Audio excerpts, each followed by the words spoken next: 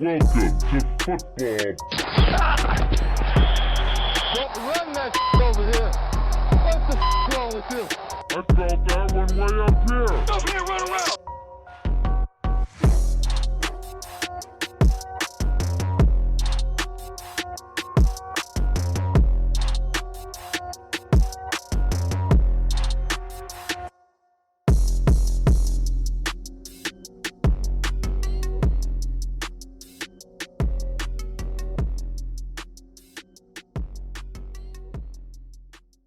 About now. I mean, some of the teams are still hanging in there. I'm not going to say that. Some of them are still in there, like Buffalo. Buffalo's still definitely don't feel like one. we got it figured out. I agree with you. But I still don't, I thought I thought the Chargers were Any given swinging Sunday, hard. man. Well said. Wild. Well and said. it's how you practice that week and how you feel. I mean, I'm sure we'll touch on the Buffalo game, but I was kind of talking about it last week when I said I hope Buffalo doesn't get complacent with how they handled the previous week and that they don't take a nap. For sure, and it seems like maybe. I don't feel like they were taking it. That was a tough road Honestly, I don't game. think they took a nap, but they weren't ready for Derrick Henry that day. Who is? Who's Who ready? can I be? mean, we'll touch on that, but that was the first time Derrick Henry's ran for over 80 yards against them. And Yes. in three or four years that they've played Derrick Henry, went 78 once, and he was below 60 the other times that he faced them. Like, they've had Henry in check until No, they definitely Monday. had his number up until up until then. All right, so let's backtrack a little bit here since we're already looking at Monday night. I know, right? But let's go and touch on the Thursday night game Lots to chew on. of the Tampa Bay Buccaneers going to Philly and taking it to them in the first half and going slow. And Tom, for the first, it was the first time ever he's completed over 80% of his passes from 300 yards, something like that. Man kind of had it easy going against that weaker secondary of the Eagles. Incredible game. It seemed like they were on cruise control. They ran the ball really well. I was happy to see that out of Tampa. They were much more balanced offense. They never looked stressed at all during the game. That's like 3 weeks in a row now that Leonard Fournette's had been a much more prevalent role. Yes, definitely. And then you even saw spurts of Ronald Jones mixing it in there too, and he broke off a couple nice little 6-8 yard runs. Which Howard on that touchdown looked nice. That was a beautiful shot in the end zone right there. Oh, absolutely. And even Giovanni Bernard had those two big catches. And that's why they brought him in. Yeah. That little extra weapon that Tom likes out the backfield. So, yeah, I like the direction Tampa's kind of riding the ship. I still wasn't overly impressed with the defense, and they took a couple more injuries to that secondary. But definitely good enough to beat Philadelphia team. And it's only a third way through the season. I think Tampa is trending in the right direction, which is what is pretty much expected. Hey man, they're like 28 in passing in the league, okay? But I think that any team that had the significant injuries in that secondary that the Bucs had would have been even worse. Would have been 32nd.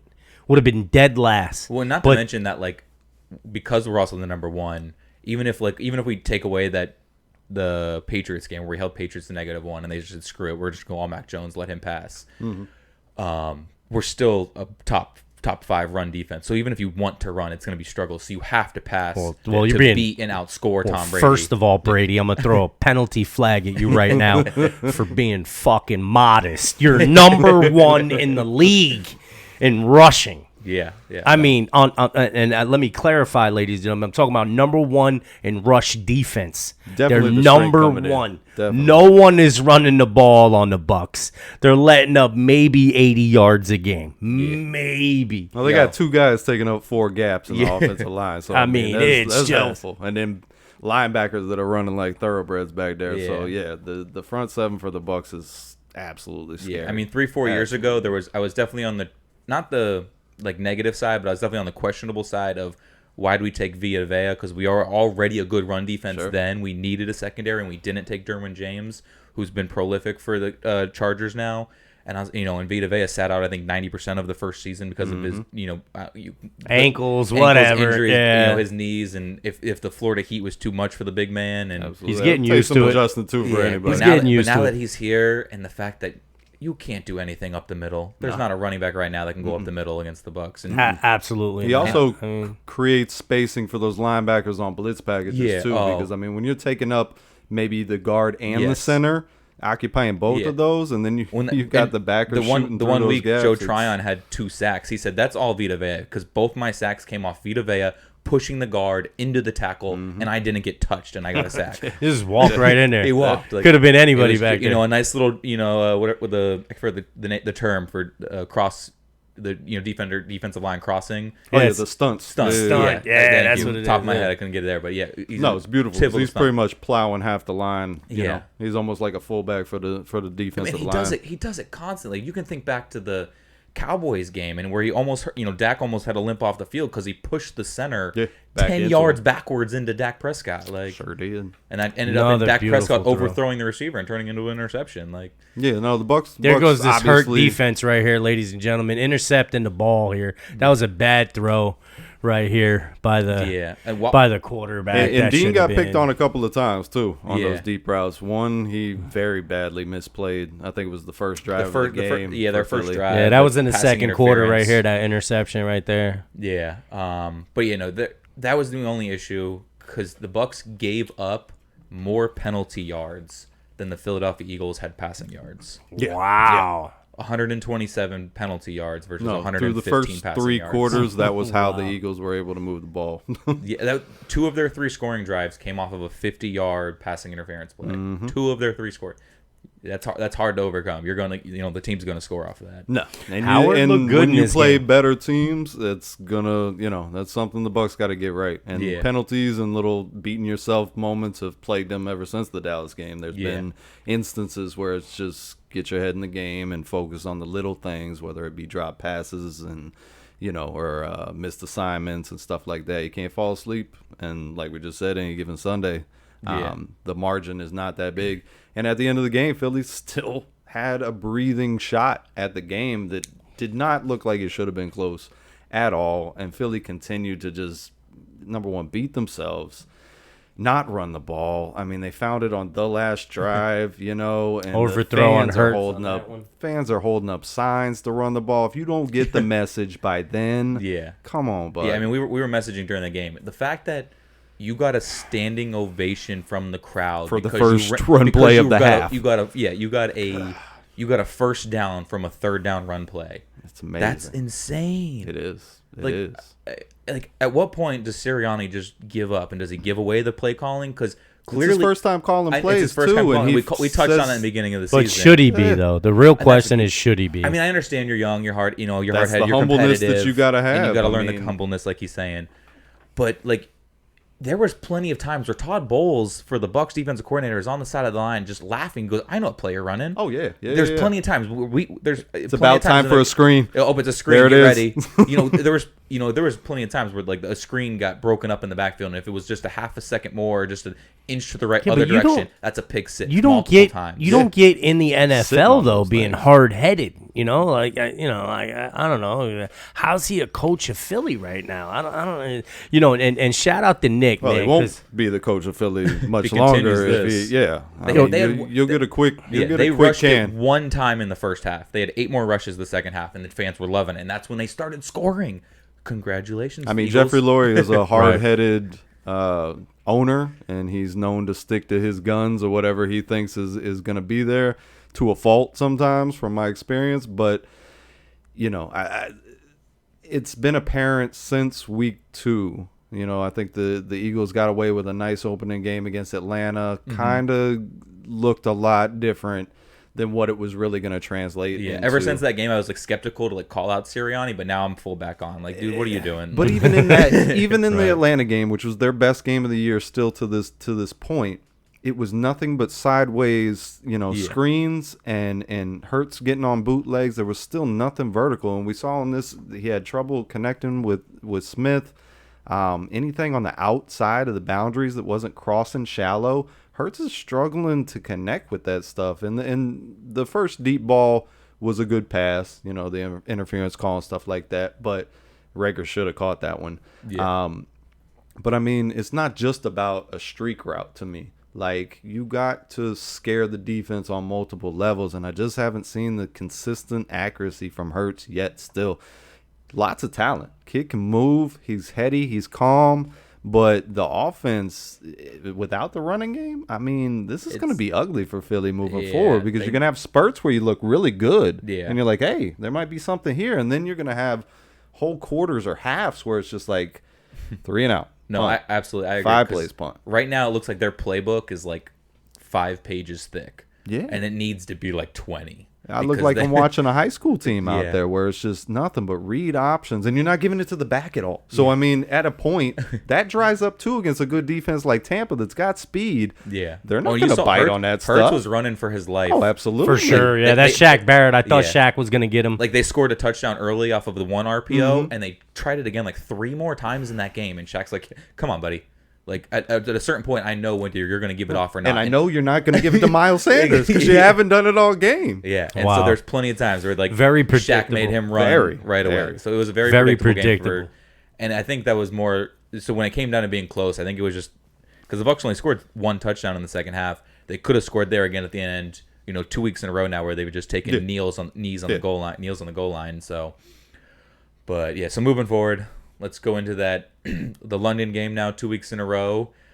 And the beat up Miami team and going Jacksonville with looking for their Jacksonville's home first game. win. Jacksonville looking for their home win and getting it on what might be the greatest play call of Urban Meyer's career. History. Yeah.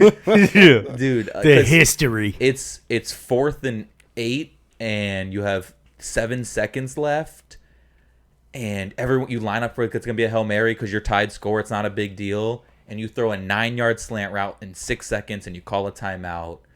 Beautiful. Like Very, very heady play. very heads up. No one was ready for that. Not a single fan was ready for that. I could tell. That I was could heads up. actually tell something was up because they called timeout right before that, and the look of it to the outside receiver, I thought the original play looked like to me like they were going to hit a quick out to the wide receiver and see if they could pick it up because Miami was playing such deep coverage, and I wondered why. You got to do the Hail Mary and stuff. Bump up some of that coverage there because if they do hit that play and, Yeah. it turned out to be the right call, which was gutsy because Yo. you hit Chenault on a 3-yard route. He's still got to make 5 yards. Yeah, It's he 4th rolled down. for 3.5 of Yeah. that. Definitely. Luckily, he wasn't touched a half a second sooner because he rolled for 3.5 yards and fell over the yellow line. Yeah, that was a game where Miami it was a started game, off though. looking good. It was a Tua game, looked though. nice Yeah. the Tua first looked- drive. Tua looked real good. Yeah. And then the mojo and stuff just started waning as the Yeah. game developed. It looked as an offense worse and worse. Jalen Waddle had a great game. I think Yeah, he had like finally. 18 targets. I Finally. think he had 11 catches, 2 touchdowns. That was nice to see, but he was the only guy out there too. I mean, Fuller And was- that's not good Fuller was because you missing, can't Parker live was off that. missing. Yeah, you can't live off that. Gesicki made some nice plays as well. Yeah. I wasn't overly impressed with anything Jacksonville did all day long. No, it was a battle. It was a battle of mediocre, I guess, Yeah. like you can call it. But like looking at Tua Whoa.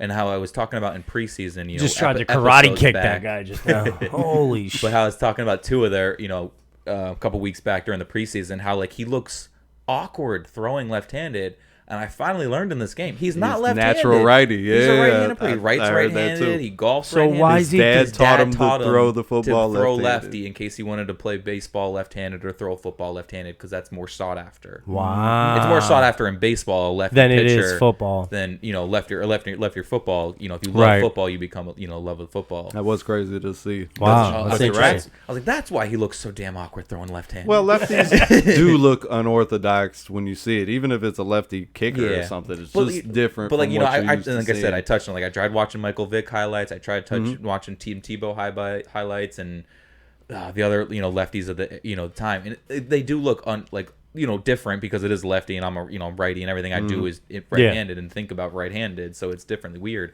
But like I said, like he has a different motion for every throw, and it's like that's why he's not fluid with his. It's taken years to learn how to throw it that way, but he has to do it a certain way to get it done. So why not just go back to the right-handed, man? Can't do it. I don't know if he can. Like that's a lot. Wow.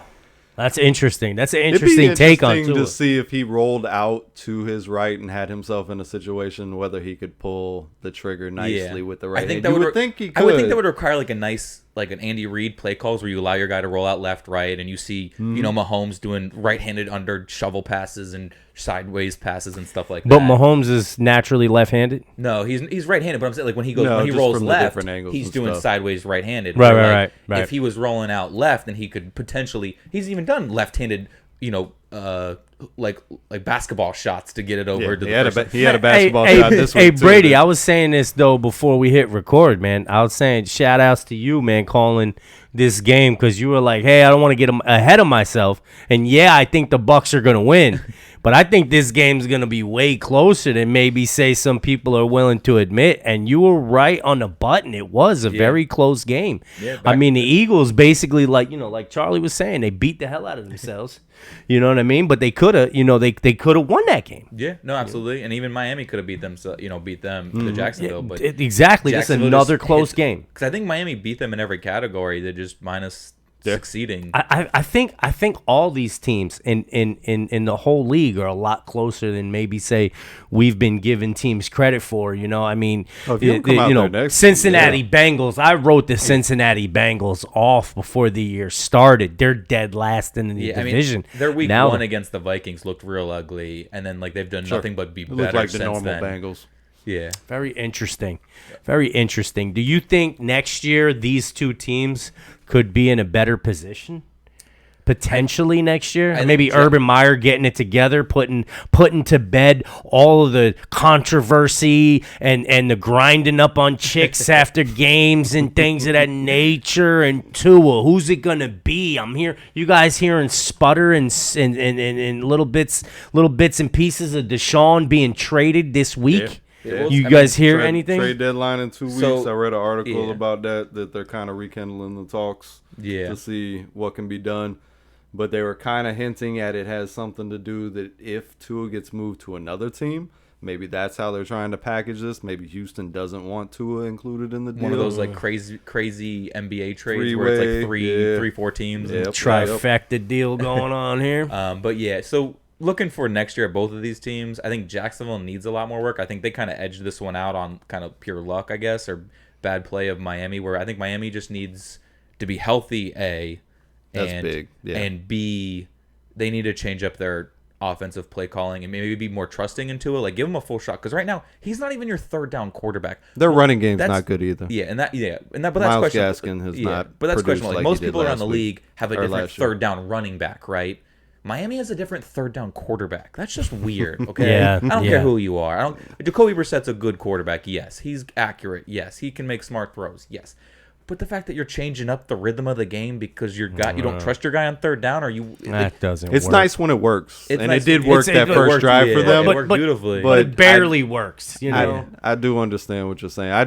For Miami, they've been snake bit all year by Yeah. injuries and just things just not going that way. Yeah. But they brought in an injury plagued, Fuller, who's gotten hurt every year of his career. He's been dynamic when he's on the field, but he gets hurt for half of the season every year. He's been hurt. You're missing Devontae Parker. You're missing Preston Williams. So it's top 3 on your depth chart coming in. They're going back and forth between, like, the main focus of the NFL today is passing. So if you lose your secondary or your corners, you're going to get beat up. If Oh, you lose your absolutely. wide receivers, you're not Yeah. going to be productive on offense. So it's like they've gone back and forth on like the worst positions. The two worst positions to be injury plagued at. No work done on offensive line. You traded Laramie Tunzel, a couple seasons back. You haven't replaced any talent on an offensive line. And then your running back situation, Miles Gaskin, he's going to make it through the year, but I don't see him being the guy next year. Maybe they're working him in, but there's no way he's your bell cow like they put it in his hands this year. Yeah. I mean, you sound Malcolm Brown from the Rams to help bolster that. And Malcolm Brown has never been a bell cow either. So the running game, for me, that's going to help take pressure off of Tua. And then you're missing your weapons on the outside. Again, Tua looked very nice with Waddle. He looked very nice with Gesicki. But outside of that, those two guys aren't, Devontae Adams and Aaron Yes. Jones quality. They're good. Yeah. They're nice players, but that's not that quality. So if you've only got two guys to get the ball to, that's tough. That's tough on a young quarterback. I tend to give Tua some more rope. But if you can't get your hands on Deshaun Watson, absolutely 100% you make that deal. He's much, much, much better of an option than Tua would be. But if you do stay and don't make that trade, then you need to help your young quarterback. Yeah. You need to give him help, and you just need to trust him because, again, even last year, you went from being a 50-50 guy, and now you're bringing him in. You're not even trusting him on third downs. You're giving him questionable play calls. Yeah. And even, like, when you did have him third down there, or it was a fourth down play, and at the end of the game, and it was like, you know, the not sure what's going on. Are you bringing in Jacoby? Is this? And then it was a whole questionable thing. And I agree with you because they ended up turning the ball over on their own side of the field at the end of the game. Like, you got to have reliability in a play for your quarterback at that specific time. Absolutely, but I think that goes to having no real threat of a run game and weapons on the outside. What do you really do? You know, Tua is mobile enough, but you know you're not really going to run the read option, which is a popular play. If you bring in Jacoby, they know it's the QB sneak. You're not going to go play action again, so you kind of pigeonholed yourself. To me, at that point in time, I was kind of thinking that they're going to go ahead and punt it because Jacksonville had not really threatened them all game. Trevor Lawrence did have the nice pass to Marvin Jones in the corner of the end zone. That was a decent, but that was his best play of the game by far. Yeah. The Jacksonville offense was not, you know, besides the run game, which I'm happy to see that they're finally realizing, oh, we got this guy James Robinson back here. He was a 1,000-yard back last year. Let's not have Trevor Lawrence throw the ball 50 times a game. Yeah, they've taken a lot of pressure off Trevor Lawrence, and that's helped tremendously. And clearly, because they finally scored all 4 quarters and played a full game. Yeah, and that's what we said was going to take for them to win is they need to play 4 quarters, and they finally did. Absolutely, good point. Good point. All right, so continuing on, we're going to look at the Green Bay Packers taking on the Chicago Bears, which started off pretty good, and then still owns them. He still owns them. Started off pretty good, and then. He made it known that he physically owns each and every one of them. Wow, he was as disrespectful as one could get in this game. When I just score a touchdown on you get older, and I'm already winning, and I'm already winning, and you're gonna sit there and try to talk trash to me while you have basically very little time to make a comeback against me. I'm going to talk trash. It's the right time to talk shit. Yeah. It's the right time to talk. And his record at Soldier Field, 11-5 or something like that at Soldier Field. Yeah, you've been winning for it's a like long Tom time. Brady against the Bears, not at Soldier Field. He's like 11-5 against the Bears. Yeah, it's like Tom Brady versus like Miami or the Jets. Yeah, it's like ridiculous. Yes. Yeah, I think it's Tom Brady. It's terrible versus the Bills and maybe Miami because Miami's pretty good against the Patriots back then. And then they were throwing in. And then it's Ben Roethlisberger versus the Browns, like the only 2 other quarterbacks that have like better percentages against a specific team. Up until last year. Yeah, I mean the run game's hurting the Bears in this game. I mean, without Montgomery, they didn't miss a beat on that run game. Herbert was all over the place, man. And the other guy, Khalil Herbert, and then Khalil Herbert, and then they were running trick play. You know, Mooney ran at one time, and it was their run game. Really, they showed up this game after the first drive was similar to Miami's. Where it just lost its mojo. They were. I mean, they got down there on a wide receiver pass interference here. Yeah. I mean, they got on the 1 yard line. They don't throw that flag and they don't have that penalty. I mean, he just tackled him. that DB just tackled him in the end zone. I mean, he probably would have caught it, but No, so that was one thing. Like, I don't want to judge a team or a quarterback off of that first drive because you practiced at least an entire day on that first drive. For sure. Because if you want to go out and score, that's so strong, whether it's the first score of the day or the first score at halftime. That's the biggest momentum swinging thing, I think, to me, is scoring first, either first opening drive or opening drive of the second half. Like, that's huge in favor of what you can do for the day. Absolutely. Setting the tone. So that's where I don't want to judge teams too quickly on like Miami scoring first and quickly and easily. There's lots of teams that don't score on their opening drives for a long time. So yeah, I think all last year the Giants were the worst in the league coming out on the opening drive. Like they scored like no points at all. Yeah, I mean, so and it's certain. It depends on certain team. Like if it's a team that needs it, like Oh, yeah. Chicago or Miami. Especially when you're the underdog. Yeah, You or go if down it's- there and put points on because the like board. you can bring up Tom Brady, who I think is like he's like the lowest scoring guy in the first quarter or something like that. Like, but yeah. So going back to the Green Bay Chicago, it was good. Green Bay played Green Bay. Chicago played Chicago. I think what held them back a little bit was just having that rookie at the quarterback helm, because he did make some few boneheaded rookie mistakes. Yeah. Well, he had the 2 long passes. The one where he thought he got the offsides call. I thought it was offsides It should watching have the been game offsides. too. It should So have been. he But threw he it should- deep. So he thought he had a free play. He should at least look over to make sure there's you a gotta flag. be sure of that. You definitely gotta be sure of that. That's Aaron Rodgers' bread and butter, but he knows there's a flag on the play. But also on that route, Allen Robinson stopped midway through Yes. it and just stopped. So I mean, it didn't do him too much justice but he there. almost did it again there. Yes, in that the second one half. definitely ill-advised, and he even had one that almost was picked in the end zone later in the game too. You got to throw the ball out of bounds. Yeah. Those are things you need to. Those are mistakes that don't need to happen. Yeah, and then one of the other main rookie mistakes that he had made was you're down by 10. There's 2 minutes and 40 seconds left. You're on the 34-yard line. Mm-hmm.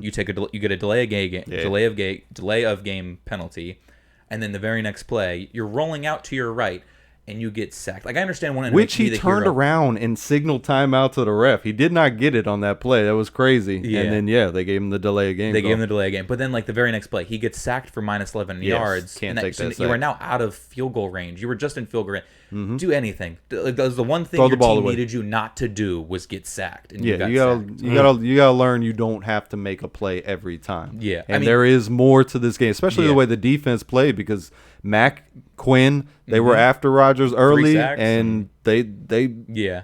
held the Green Bay offense to where it was able to be a game. Yeah, that whole game. Well, and then trust me, like, because being a Tampa fan, I know who Cairo Santos is, and he's not exactly known for being the biggest leg. So I understand if they weren't trusting him to make that 52-yard field goal, had he thrown it away, and maybe sure, they but would you have want to gone set for it. yourself in a comfortable But you at fourth least down. Yeah, at least a 4th and 8 is a lot better than 4th and 19. No, For 100%. It was a terrible No sack debate. to take. No Oh, debate When about I was it. watching, I was just throw it away, throw it Yeah. away, And he live did to it- fight another down. He did it before the half too, so that was the end of the Yeah. game. But he did it before the half too, Yeah. where there was 20 seconds left, and he got sacked and kicked out of field goal range. We've seen it across the league with the youngsters. They're trying to make things too much. happen. Yeah. Too and much. you got more plays in your future. Yes. I think we talked about Live to fight some another kinda day. instance before.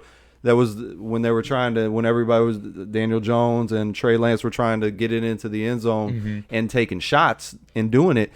You got plays in your future. Yes. You don't have to ruin a week. You of gotta your live- time you don't need to or break your neck multiple for that. weight. You got to Yeah. live to fight another You don't day. need to break Yeah. your neck This for that play. this play isn't the only play there's gonna be. It's the you know? Super Bowl. You know, this is not everything on the line. You guys are, Yeah. and We're that talking comes week with 6 here, experience. people. Yes. Comes We're with talking experience. Week 6. Well, that was like one of my things with not wanting to throw a rookie in right away is I like the rookies that sit back a year, because they're the ones that tend to develop and expand more right away. Like, you look at like Mahomes, and you look at Aaron Rodgers, people who sat behind a little bit, and they're the ones that blow up faster than a rookie. Like, there's not many rookies that are going to come out and do what Andrew Luck did, who took a 2-15 team For or sure. 2-14 team and make them an 11-5 team. Like, For sure. There's what you get that one every 10 years. Well, it looked like from the start that was the plan here in Chicago, and then Dalton getting a little banged up, and then the pressure from the outside, Yeah. I think probably forced his hand a little bit. It was the same thing in San Francisco, Yes. where they didn't want to go Trey Lance, but Jimmy G gets banged up. You got to go to the youngster. So, I mean, I think in ways there were certain situations to where that was Would've. the plan that they Yeah. would And we like talked to do about it, saying he ideally. was probably going to last right about winter or before or after. Yeah. And it would a week and a half. Yeah. And I figured that all would- the rookies would be on the field, but I was thinking for Fields, not until the second half, and then for Lance, way late, because I Yeah. figured the 49ers would be competitive enough to where they wouldn't make that switch quite yet. And it seemed like to me going into the draft, like that Trey Lance would need the most time Yes. out of all the rookies. Agreed. But Agreed. we're going to have to see. Yeah. But again, like the motion of the offense, the running game was hitting. Yeah. And then somewhere between the late second quarter and whole third quarter, they went away from the run a lot more. And Herbert kind of lost his mojo because he was ripping off nice little runs, and he actually had a touchdown run called back later in the game. And then it just didn't mesh up. I mean, because early Fields hit Clement. He hit Mooney. He hit Allen Robinson. He showed some nice things, but it was a very herky-jerky, not smooth offensive performance by the Bears. Yeah, no, it was. I mean, and I learned, I think it was last week, Nagy gave up play calling, and so maybe that's why they've gone from. We talked with Andy Dalton getting injured, but like Andy Dalton was throwing it 40 times a game. Justin Fields I think his most he's thrown is 22 a game right now. And that's that's not pretty. Like that. I mean, and it's a passing league. Yeah, it's not. Yeah. You got to throw the ball. And I understand if you're going to put him out there, you want to be able to try. You're not going to win the game like you run against the Raiders every single week. And agree. Especially not against Green Bay. Oh, and agree. And that's the only thing. Because, and I like the idea of developing a run, but then once you get that run going, start working in the play action. Yeah, because they got weapons. I don't think they worked in the play action like more than a handful of times in this game. No. And the play action should have been predictable. The play action should have been something that you should worry about because Herbert was running all over them that first half or and the banged first up quarter. Green Bay secondary, absolutely. Yeah. Absolutely. Right. Yeah, because you just can't run RPO the whole dang time. No, it's not. It's only gonna take as effect. We touched on Philly. Yes, Philly lives it in only that lasts so RPO, long. and it's just that's nice to be able to mix in, but it can't be everything that you got. It's super successful for like a drive or two, and then the rest of the game it's lackluster. Yeah. Well, you gotta be a good play caller. You gotta mix in a lot of stuff, and maybe he's not ready to handle all of that stuff. Maybe they're scared to put all that stuff in. Something definitely does need to change because weapons are there. He seems capable of making the throws. Maybe not all the right decisions, but if you're gonna have the kid out there, let him make the mistakes. Yeah. It's okay. Let him do it. You at least got to give you a chance, especially the way that defense is playing. Like you got to keep your team rallied that hey, we're trying to win this game. I want to see a game where they give Fields just like a full passing game. Let him throw it for 40 times and see what he does. Because right now, throwing 20, you don't get in a rhythm throwing 20 passes either. And it's an awkward 20 because he's throwing less than 60% completion percentage right now, and they're capable of being much better because Andy Dalton was 75% completion, which is huge for him. Sure. In that one game he was against the Rams. And because there's weapons there. Yeah, there's definitely weapons there. So I would like to see them go head on and just say, hey, Justin Fields, be a passing quarterback for this game. But we'll see if that ever it happens, if it comes to. It needs to. It needs to. They need to. For sure. I mean, as good as that running game will be, that next and kickoff defense will be, you're only going to go so far living off of incorporate just that play action, man, because that's dangerous. Yeah. Play action is dangerous. You definitely got to incorporate. Keeping it moving to the first blowout of the day. The Cincinnati Bengals beating up on that Detroit Lions team. It was ugly. And Detroit, their one touchdown was at the end of the game. Everything else was. Oh yeah, they were up 27-0 in the fourth quarter. And it's good to see Cincinnati doing that, man. Yes. I'm so happy for them. Yeah. That's a game you're supposed to go in if you're a contender and dominate. And they dominated. And that's it. And then we talk all the time like Burrow's the real Detroit deal. comes to play no matter who you are, and they couldn't do nothing to slow down that Cincinnati offense. Especially at home because they held Baltimore to 16 points or 19 because they got the field goal to win it. And you're looking at especially how good Lamar has played this year. Yes. That's a I expected the Lions that was a nice to throw. to be a thorn in their side. That was a nice throw right there to Chris Joe Burrow, Evans. Joe Burrow makes all the throws, man. Yeah, no, he he's really talented. does. I want to see him. Maybe they draft an offensive lineman or add more defensive depth in the draft coming It's up. crazy. I was way wrong about Burrow. I told Charlie that I feel about Burrow like he feels about Herbert. Herbert coming out, I was like, he's really behind this LSU team, bro. He's behind an LSU team. Herbert didn't have an LSU team behind him, bro. And he's like, a couple, bowl games, I didn't like Herbert, and I'm just like, we've seen it before with Jamarcus Russell. We've seen it with guys before putting up these numbers in college and then coming to the pros, and it's just not panning out. But, man, dude, I was wrong about Burrow. I mean, and my biggest thing with Burrow was his knee injury because I was wrong. Something like that traumatizes you. Like, he even said it, like, I wasn't sure how it was going to be because, like, I don't know if you've ever been in a car accident. Like, I got rear-ended one time, like 6 years ago, pretty bad. Like, a car hit the car behind me that hit me. Oh yeah, you'll live in that rear view mirror. Every time I come to a red light now, I'm like, what's going on? Like, I hear the slightest like brakes screeching. Like, what? Don't hit me. Every time now, like it's just. I feel you. Well, you can see Tom Brady. Tom Brady how long ago was it? 10 years ago when he blew out his knee. And that's what You made can Johnny. tell he still Yeah. is very hesitant when anybody's around his legs, and that's Yeah. That's you know, what made almost a Jimmy decade G later. to be the be the Absolutely. guy, or was that Matt Yeah. Castle? Was it Matt Castle or Jimmy G? I think it was Castle that It was Was it Castle. Castle or Hoyer? It might have been. Because I think it was Castle. No, Castle. because then Castle went Yeah. to KC the next season. Man, Yeah. behind And Alex Hoyer was Smith, the and next Hoyer went to trip, and then Hoyer went to Rob Houston. Blow and Yeah. they look like quarterback gurus over there. You wonder why Belichick's like, no, Yeah. let him go. You can take, Let you can him take my go. bad coaches. You can take my bad quarterbacks. Let give me him some go. draft picks. Yeah, Let me keep this train Let me working. keep over Tom here. though. Let me keep Yes, Tom. yes. So how do you feel about Dan Campbell's interview post game where he was saying, Jared Goff needs to do more, he needs more on his shoulders? Because I understand, like, you want more, you want more from him. He's supposed to be your leader, and like maybe you want him to be more of a leader of the team and not just be a decent quarterback. But like, he's your offense right now, and you're calling him out because you don't have a run game, you don't have wide receivers. Swift is the offense. They need to get him more touches. More touches. But Jared Swift. Goff is averaging over 300 yards a poster. game right now.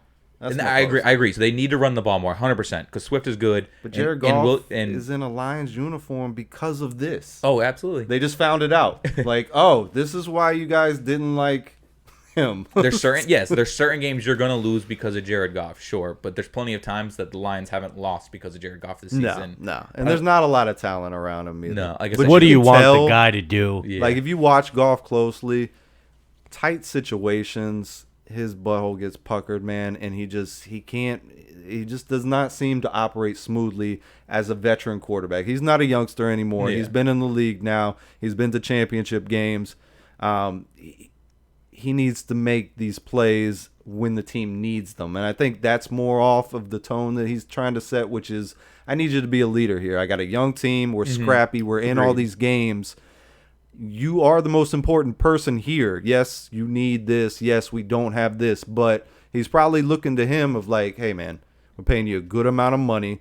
We brought you over here. We want you here, Otherwise, they wouldn't have made the Give us a little trade. bit more. Yeah, give us a little bit more. But like, again, like, you just traded for the guy, and it was like, even Sean McVay says it was a kind of an ugly trade because you barely even told Jared Goff he was on the trade block. Sure. Let alone, But it's like, a business. You got let alone you're getting sent to the Detroit Lions, who've won Feelings 6 games in feelings 5 aside years. though. Feelings aside though.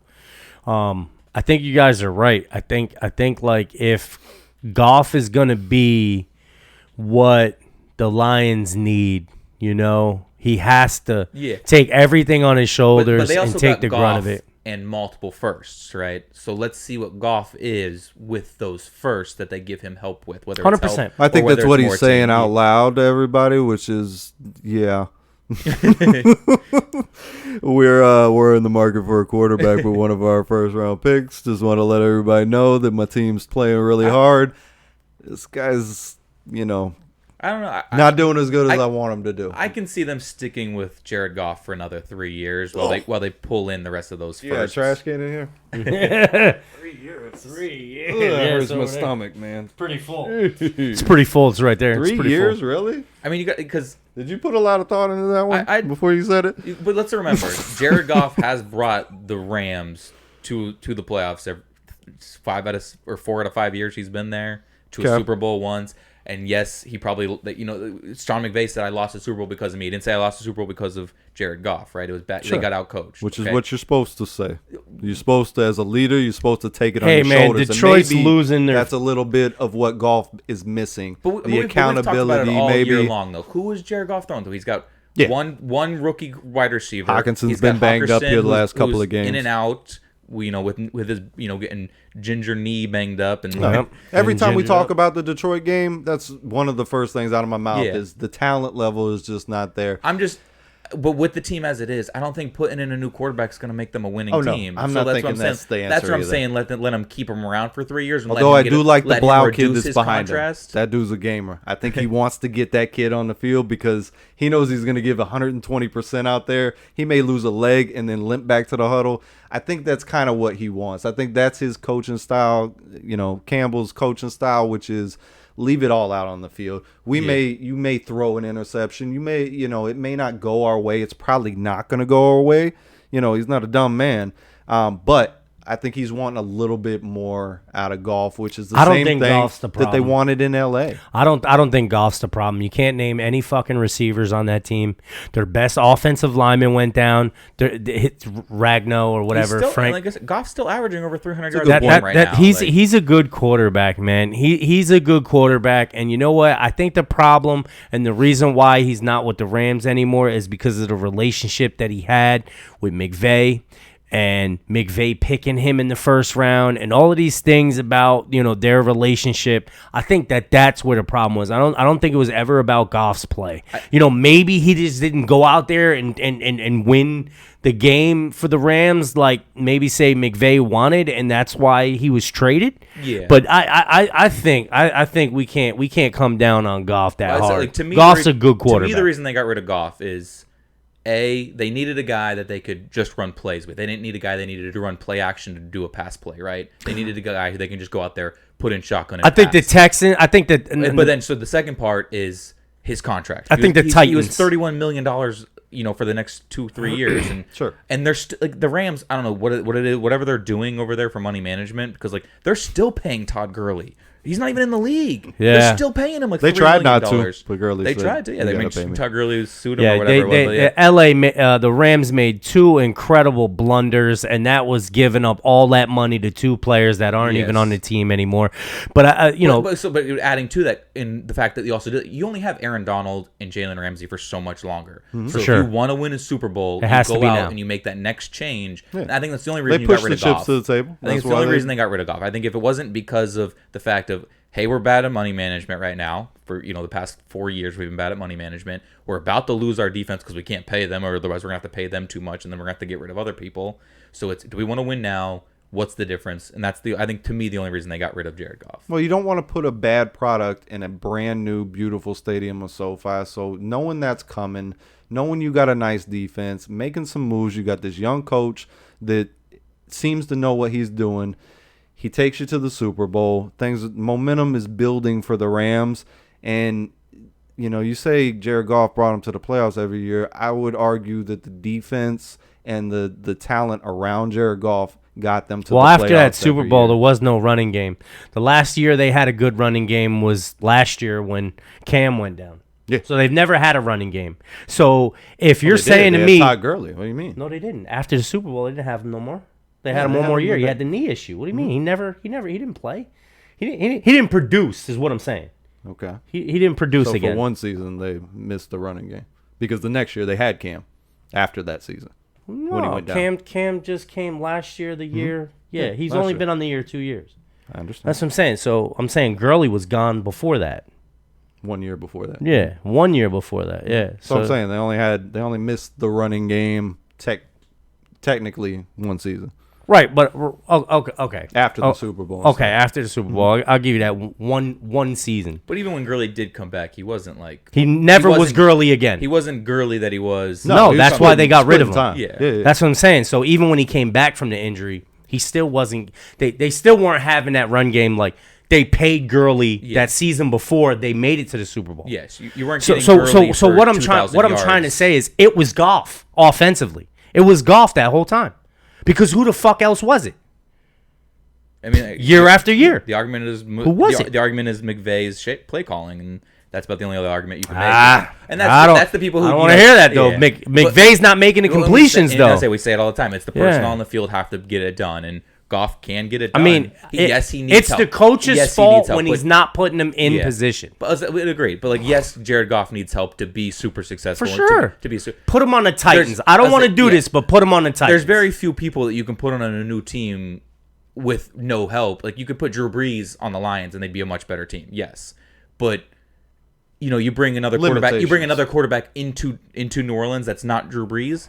They're no longer the NFC favorites. You know what I'm saying? at all. At all. People who've been in the NFC Championship, 4 out of the last 5 years, give or take a game or two. Yeah, but I mean, could we have said that though if they had Michael Thomas this whole year? Could it have been a different No, I mean, a different dynamic And by they're sitting at 3-2 right now, or 3-3. So I mean, they're still winning some games too. Yeah, They I knocked just off I Packers just week think one. we're trying Do to you come think down the a Saints- little do you think hard the on. Saints are even close to being an NFC Championship team. Right Absolutely now? not. Okay. No, but they so were. then that's Joe Drew Brees was the X factor, and there's very few quarterbacks who are like that. You get Yeah, you get what transcending. two a I'm generation. not trying to say Goff is that. That's not what I'm saying. I know. So that's I'm not- saying if- I'm arguing on behalf of Goff. Like he Right, can right. take you to the Super Bowl. He's done it. He can Right. take you to the playoffs. He's done it. Yes, you need help, and there's plenty of mediocre QBs who have won Super Bowls. You know, who've got Super Bowl MVPs. Look at Nick Foles. You know. Yeah, Goff's a mediocre. Look at Trent Dilfer. quarterback. Yeah, look at Trent Dover. Look at Vinny Testaverde. Like, Yeah. I'm not gonna sit Guys here are and out say Jared Goff doesn't deserve to be on an NFL roster, but he's not. you're talking about replacing him he's with not- his backup already, and he he's just got traded to the new team. No, it was just in context. I of know, what I know. was talking about. I didn't say you got to get this guy off the field. Come on, now. Get this Don't guy put- out of here. You're fucking out of here. I like to eat, but don't feed me You stuff were- I didn't but order. You also said that hey, we talking in your vision that you think Dan Campbell's saying, hey, one of our new first round picks is going to be a quarterback, and I just don't see that. I think they're sticking with Goff for more years. Yeah, I can't see that.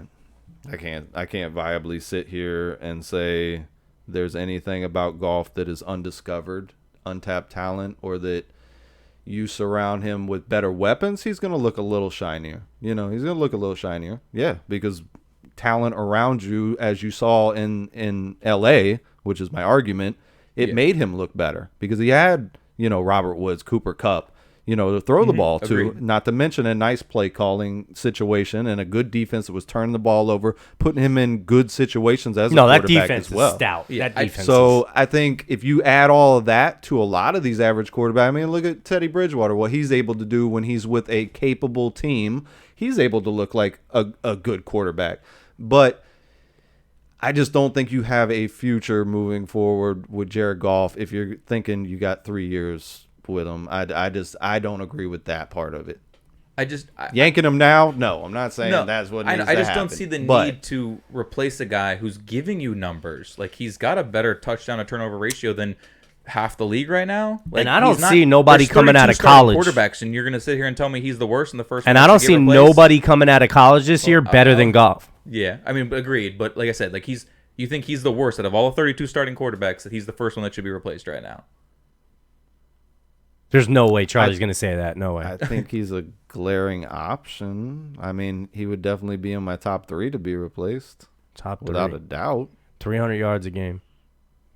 Oh, he's down. I mean, they're throwing for half the game. I hope That's you true. accumulate That's garbage time worth of 300 yards on some soft defense. That's true. I mean, against Cincinnati, though, that was a good game. It was 0 to 27 in the fourth Yeah, quarter. I mean, we you're right. touched No, on it you're right. earlier though. Like Andrew Luck And is Cincinnati's a good team. Andrew Luck, you know, Andrew but Luck's they're like not the- a good defense. You know, He's you only not get guys scary like there. Andrew Luck, like and Matt Ryan and Ben Roethlisberger.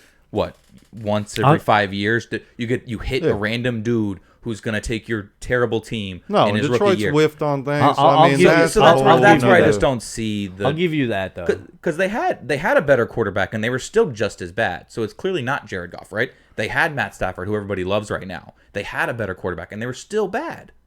So like I don't see the need to replace him with maybe a better quarterback because they're still going to be a bad team. All right, let's get moving. We spent a lot of time We spent on a lot of Detroit. time. All right. Although I've heard complaints that we don't spend enough time on Detroit, so there you have it. Boys and Hey. girls, we got Hey, just shout solid out 15 Detroit. minutes on Uh, what we think about Detroit Lions. Shout out Detroit, man. Hey, man, you guys in the running, you know, you guys are going to be coming up to the line, run routes to get better soon, okay? All Yeah. right. Absolutely. Moving on to the second butt whooping of Sunday. The Houston Texans going into Indiana and Indianapolis and reversing back to what they were prior to the Patriots game. The Texans just got beat up on, couldn't get nothing going, and Mills went back to throwing interceptions instead of touchdowns, and the Colts just kind of just cruised because they just let the Texans beat themselves because there wasn't much impressive. Like Jonathan Taylor running all day long, that's impressive, but Carson Wentz was like 11 of 20. Hey, T.Y. Hilton for came back this 190 game. yards. T.Y. Hilton came back this game. Yeah, T.Y. in this game. Yeah, T.Y., you know, first game back, the Ghost making his appearance for October. He got to do his thing. Yeah, he's already back on the shelf. Is he really got hurt Yeah. in that game? And Paris Campbell. So it was the first time Wentz had his full complement of receivers that he was supposed to have. Wentz looked good.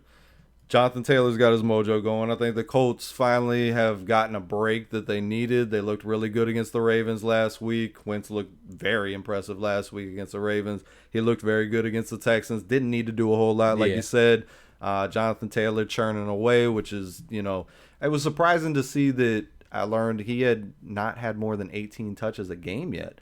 So they're not even working Jonathan Taylor to the full capacity. So maybe they kind of nurse him along, splitting the time with Hines and stuff like that. They've got talent there, obviously. I Marlon also Mack think as they're well. trying to touch Mack because he's on the trade Get block. some He's asked value to out be of him. traded, Absolutely. and other teams have expressed interest. Sure, in but him, you want to so- win games and stuff too. And Jonathan Taylor, that's Mack your, can put up that's the your numbers. best dude. Yeah, That's Jonathan your Mack Taylor best is the has best, always put but up the Mack- numbers. But Mack can put up the numbers. He's similar to Hines. He may not be your kick returner, but he can catch the ball at the backfield. He can run But the he ball. We've can't seen stay him do it. healthy. That's always been his issue coming out of South Florida. It's been a problem. I'm a Mac fan. I loved Mac coming out of college. I'm a big running back guy. I liked him.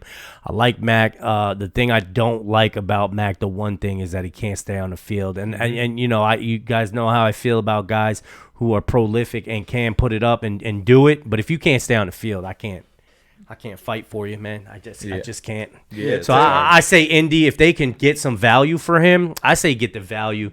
Running backs are a dime a dozen. You'll find another Mac sooner or later. Maybe they can trade for an ankle for Carson. Something Two like ankles. that. He's going to need two ankles. Yeah, he's That's healthy. pricey. He's moving right now. I mean, I know the Texans don't didn't- have much of a D line, so. Yeah. But Nah, but the Ravens defense. that was a game Indy was supposed The Ravens, to win. yeah, but the Ravens defense last week, he looked impressive doing whatever he wanted. Yeah. And he was, clean pocket. And we saw what the Ravens did to the Chargers and how much they pushed that line around, that prolific line around. So Absolutely. No, Indy looks like it's heading in the right direction. they're finally coming to what that was- everybody thought they would be. That was a get right game for them. So that Houston coming to town was right what they needed. This was the motivation they needed to move forward and try and take the division, Yeah, because I'm Tennessee's sorry playing that good. David Mills wasn't going to do it again. Nah, I know you wanted and you thought it was possible. but- Hey, man. I mean, and Houston's you did it been against scrappy. Belichick, man. Yeah. Why couldn't he do it against Indy? Indy's secondary's hurting. They just not been firing on all cylinders. The D line, I feel like even though Indy's defense is like top 6, I think I was looking today, it's still up there. It's still an agreed. incredible defense, but I just didn't see this year it firing on all cylinders like it was last year. And we were talking about that before. There's a lot of D lines we thought coming into this year that was going to be, just going to pick up where they left off and just, bullying people and taking candy in the yard. And I just didn't, I'm just not seeing that from Indy like I was last year. And I'm not seeing that from Washington like I was last year. Dead last and passing yards allowed. That means you're getting absolutely no pressure whatsoever. You spent a lot of first-round draft picks on Washington's D-line. This D-line is very good. Kwity Paye got hurt. Shouts out to Kwity Paye. I hope you get a speedy recovery. I'm a big fan of him. I like his swag. I like the way he moves. And I think moving forward, I think Indy will definitely catch their slipstream there and start get going because Carson Wentz leaves the Eagles, comes in. Injuries aside, He's got one interception on the year right now? Carson injuries Wentz? aside, He's playing better. ginger ankles and That's all. Frank Great for you. That's what You he know. missed, and we call it. Hey, I mean that was just, this a is good- just Good synergy going on between those for two. sure. And to the Colts' credits, I mean, you played the Rams, you played a Seattle team with Russell Wilson that was clicking early in the year, and you played a Baltimore team on the road. So I mean, those are 3 out of 6. And they played games. a Titans team that can run. And, Exactly. And So- they probably should have beaten the Titans had it not been for a couple dumb play calls there at the goal line. That's almost 4 playoff teams out of your first Yes. 6 games. So I mean, for Indy to have the 2 wins under the belt now, I don't look at it so bad, especially the way they Yeah. started because Carson was on the shelf. You had your offensive lineman Half your on the offensive shelf. line, yep. Your defensive secondary was beat up. You were missing T.Y. Hilton. So a lot of new pieces coming in there to gel. So I think Indy is one of those teams that's going to get better as the season progresses. Had they stolen one of those wins from like a Baltimore team or Indy would be much better off looking forward. Right now, they have a tough road ahead of them just because they need to win like 90% of their games to Yes. still be a playoff contender. Yes. Like, But you got Cleveland taking steps back now yes, too. So I yes. mean, things are changing. Things are changing. Yeah, AFC's kind of leveling out. They really kind of got to try and and get Nelson back. Quentin Yeah. Nelson, it's absolutely. huge. And they Quentin let Nelson's him get huge. healthy. Yeah, and they- so that he comes back at 100. And they need to tackle Brandon Smith next to him because Yeah. I don't think he's played a game yet. Yeah. Really? don't No, think they've been banged up on the I don't offense. think he's played a game Wow. yet. I think he got hurt in the preseason or maybe the first Oh, game. man. He's been questionable and just Wow, not. so that getting things offensive right. line is not there yet. Interesting. And that's their bread and butter, running the ball. It's not going to be on the shoulders of Wentz every Well, same game, thing with so- Tennessee. Taylor Lewan got carted big. off. They said it wasn't as bad as it looked, Yes. but it's still bad. So Yeah. we'll see what happens with that moving forward. But, Indy definitely snatched one up here and got the dub when they definitely should Yeah, have. they There's needed no it. one thinking that the Texans were going to come into Indy and push Indy around. No way. Come on, bro. I don't care what the spread was, bro. Shut it down. All right, Absolutely. speeding it up a little bit. Let's move on to the Los Angeles Rams going to New York Giants for the continuing the butt whooping train and taking that the third game now. We're 38-11. Another 30 game to small digits. I don't want to fucking talk Rams about had this. their way, and Daniel Jones kind of regressed back to the Daniel Jones you feared he I was. don't want to look at this anymore. And so Couldn't hold on to the ball. His weapons dying on the field next to him. yeah. The Giants are another team, man. And we They've talked just about it. been- This is a game that they should have rested Daniel Jones, let his He's- brain, yeah, let they his brain should've. recover more. They should have. Yeah. Shame on the Giants for putting him in this position. Yeah. Shame on the Giants. And you know what? And this is not the first time the Giants had said, fuck Daniel Jones. Like, I don't know, maybe 2 years in a row drafting. I don't know. Call me crazy.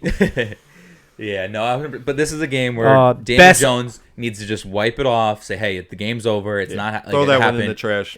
I can't be that guy again because he needs to go out there and play like he has the previous 4 Yes. weeks. Under control, making smart decisions, And- tucking the ball away. Because he needs to earn that second contract right now. So like Yeah. he can't be having games like this where Well, to y'all's credit, question they put him. him in a bad situation. Oh, absolutely. All your weapons are down, and the Giants have just been snake bit. I've been very defensive of the Giants.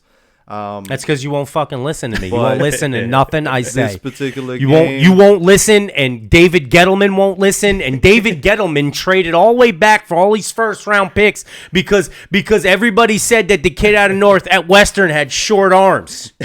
It's the best offensive lineman in the fucking game right now coming out of the draft. I'm fucking sick of it. It's another one we let just go. That's another one. And you want me to sit here and you want me to be quiet. And I'm wearing the 70s logo for a fucking reason, people. Go do your homework on the New York Giants in the 1970s and take a look at the logo on the side of the helmet. That was when the fucking organization was the absolute worst. That's why I'm wearing this hat right now, because Gettleman's still my fucking GM. Why am I even watching games? I don't need to watch games anymore. Where's the I know whistle? every Where's- fucking week we're not going to win. Yo, where's the Well done. whistle? It's ridiculous. It's Well done. absolutely ridiculous. Where's- We but could have had Quentin Nelson. We could have had so many. whistle, but 100% agree. 100% agree. he Where's held the that. deal? He held that in for 6 weeks. He did. I'm proud of Hats him. off because he let that shit out. He needed to get Let that it out. Sorry, Let it everybody listening. Fast forward, Let it out. 10 minutes ago, Guys got fast passion forward. for his team. Amy, I'm And, sorry for man, yelling, Amy. I apologize. Anybody that cheers for a team that's just struggling, you know the frustration of this man sitting next to me, because you live and die with your team, and Yeah. it's hurtful to pay more attention to your team than it feels like sometimes the organization No, is paying attention. it's really hard to watch your team go from being a playoff team consistently to absolutely. being worse in the league. Absolutely. It's really and the hard. decisions that have pitfalled the Giants with the money that they've spent, with the decisions in the draft that they've $75,000 we spent. made, it's Or $75 million or some shit. it's we spent on very free hurtful. agency. It's very hurtful. It is. I mean, when you make those kind of situations, drafting in the first round, when you bring over free agent splashes, they better work out, or it's your job. And I think this is Gettleman's year that he finally is going to be let go. And I think that's for the benefit of the Giants organization Well, to the pro- move in a new direction. Well, Yeah. the problem with that is, and I agree with that 1,000%. You guys know how I feel about Gettleman, Yeah. okay? Gettleman is trying to build teams in a league that no longer exists. It's time to let this man go. We should have never got rid of Mark Ross, okay? We did. It's fine, okay? I'm moving forward. But what Gettleman has done is just mind-boggling to me, okay? It's I'm sure literally every New York mind-boggling. Giant fan in the world is applauding you right now because they have full support. I'm serious. Like, I just can't. Like, you literally go after guys who have been proven to not stay on the field. And none of them are on the field right now. And it's only week 6. It's only week 6. Yeah. Decimated by injuries. Yet again. And you're trying to piece together. Let's things. save Eddie some gray hairs and some years on his life here and keep the train rolling. And get Well, off what of about the Rams real quick? I mean, obviously I think they the came Rangers in, kinda they had it did easy and what they were supposed to do. They did what they took it full advantage of a beat up Giants team, and they covered the one dude who was targeted, Shepard, and just blanketed him because he 6 of 13 targets or something like that. The other two of those turned into interceptions. We have so. 11 key injuries on injured reserve. 11 key injuries. 11 starters. tough That's to an be entire competitive. one side of the ball. Tough to be competitive. Not like if they were not hurt Yeah. that we'd be in a better position. But yeah, so this is a game where I think LA needed it because they needed that big win to continue their mojo of, hey, we're still a Super Bowl team Absolutely. despite losing to Arizona. Absolutely. We Another needed team this. that did what they were supposed to do. Didn't Yes. make it cute, didn't let the Giants hang around. Nope. Did what they do on defense, which is cause pressure. Couldn't stop it's- Aaron Donald Yeah. to save my life or yours. It's not a situation to where the Rams were taking it easy or anything like that, and they still have a top tier defense that causes turnovers. So I mean, lots of these things were not a big surprise. Again, that goes back to where you guys opened this out, which was kind of a mistake throwing Daniel Jones right back in there after that hit to the head that he took. Yeah, we literally said it shouldn't have in happened. complete agreement with that. All right, looking at the Kansas City Chiefs going into the Washington football team. Kansas City taking a 31-13 win off of probably one of their best second half performances of their Second half. Second half, because it was, second half of this They their didn't look season, good at past all in couple, the first half. past couple seasons. That's the best second half they had because that was the best defensive second half they've ever had this season because Washington had 13 points in the first half. They didn't score again. Yeah. So- Kansas City had given the ball away 14 straight times since the last time they had created a turnover. They finally got a couple in this game in the second half, turned it into points real quick, resembled the Kansas City team that we had seen in the past couple of years. Mahomes looked sloppy in the first half. The whole team did. Tyreek Hill gave another interception away just like he did the previous week in Buffalo. Sorry, Mahomes' mama, but an interception's an interception. No, that second one where he just threw the ball up. I mean, that's a play. That's a youngster play. That's a play that you do not make. Yeah, no. But you got to give the guy credit because he's usually on point. So I'm not going to sit here and pick him apart. No, Washington's defense was causing pressure too. We finally got to see that front four get to him for a and half. create. Yeah. 2 out of 5 guys on that line are rookies. Yeah. Which you should be doing. But- You're a dominant Oh, D KC, line yeah. last year. Yeah, Yeah. they drafted But they 2 hadn't- offensive linemen. No, I'm talking about the Washington team though, because we hadn't felt that force. They actually imposed their will and kept that game close, allowing the defense to make those turnovers and to keep the game close. Because For a little while. well, yeah, it was 17-13 at halftime, I believe, and No, 10-13. They were 10-13. losing at halftime. Okay, yeah, so Kansas City. Kansas City was losing Yeah. 10-13. So- So I then mean- Washington doesn't score for 2 more quarters. They don't score again. No. They never yeah, score again. Heineke struggled definitely in the second half. That was probably his You think worst Heineke is performance. worse than Goff?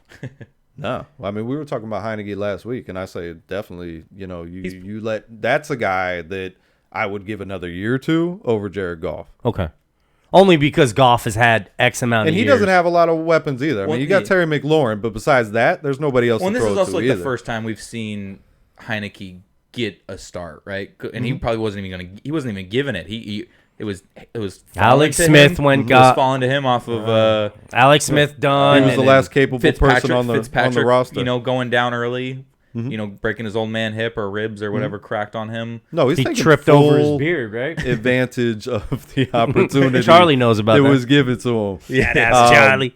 Because the Washington defense, the only reason they've won any of the games that they've won has been on Heineke's shoulders. Because Yes. the defense has been terrible all year long.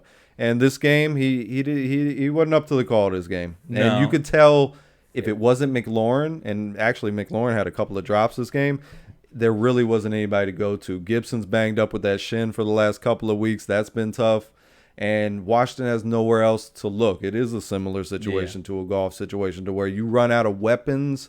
It takes away from a competent quarterback. And Heineke has made all the right reads. Well, and he's not turned the ball over. He's looked really good. He passed well. He just didn't pass for yards. He still was. Oh, they couldn't keep drives going. He was though. still 26 of 37. I think I just looked at, but he only had 189 yards. Yeah. So like all his passes were like we criticized Miami, we criticized Philly of horizontal short plays, and that's not going to work against a Kansas City team. It worked for the first half because you were creating turnovers. You stopped creating those turnovers because they didn't get they didn't get another turnover in the second half. Kansas City's defense finally woke up and made some plays too. We got to give some credit to them because they've been getting torched all year.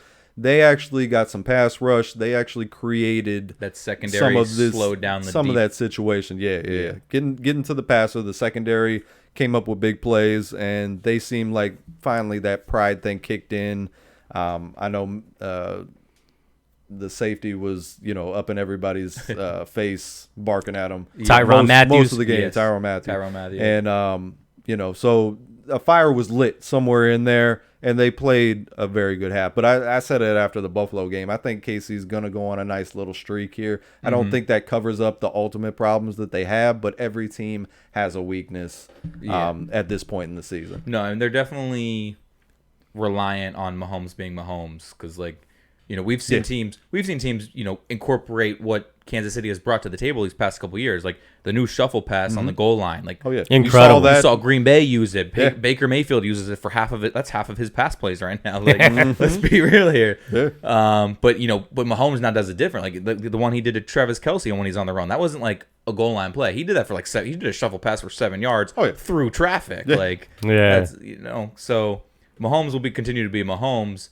And I was talking with this with my brother back, years ago, because when Kansas City when they won the Super Bowl, that before the game, like who you rooting for? I was like, I'm rooting for Kansas City because they need to win now before Mahomes' $45 million starts hitting them, and it's starting to hit them. That defense has gotten, is taking hits. You had to replace your offensive line because you couldn't afford Eric Fisher he already anymore. gave up some money this year, didn't he? Didn't he give some? Yeah, I'm they pretty did sure move they a little bit of restructured. I think they just pushed it back a little bit. That's only restructuring, because Tyreek Hill wasn't going to. Tyreek Hill said, "No, I signed a contract. I'm getting paid this." Like, exactly. I mean, people are. Some people are hard headed. You don't call them hard headed. Like, that was the agreement. Why are you changing it? Because you guys made a bad decision. Like, absolutely. Or if you think it was a bad decision, I'm worth it. I'm still putting up the numbers. I'm living up to I'm my still end. cutting my touchdowns. Do you think Tyreek Hill is as dominant as he is on the Chiefs anywhere else on any other team, or do you think this turns into an Odell Beckham and you never hear from him again? It's hard to say. I don't go that far because Tyreek Hill benefits highly, highly, highly from Patrick Mahomes' ability to make plays go from 2.5 seconds to 5 seconds. All right, what if you put him on Baltimore with the Ravens? Yeah, just as good. similar. Just as good. Just as okay. good. Yeah. He's prolific. He's one of the most. He's wiry. He's got energy for days. He's fast. So keeping It's a up with different him, kind of speed. keeping up with him longer than 2 seconds is what teams struggle with. Fear. It's what teams fear. Fear. Agreed. You fear having to cover him longer than any other receiver. Yeah, longer than it takes Mahomes to drop back. Yeah, you fear that. Like, oh my God, is the play not over yet? Where's a whistle? Can I get a whistle? Game plans are orchestrated around his speed. So yes, he's a crazy big factor. The cheetah. Crazy big factor. Right. Special talent. Anything else to add?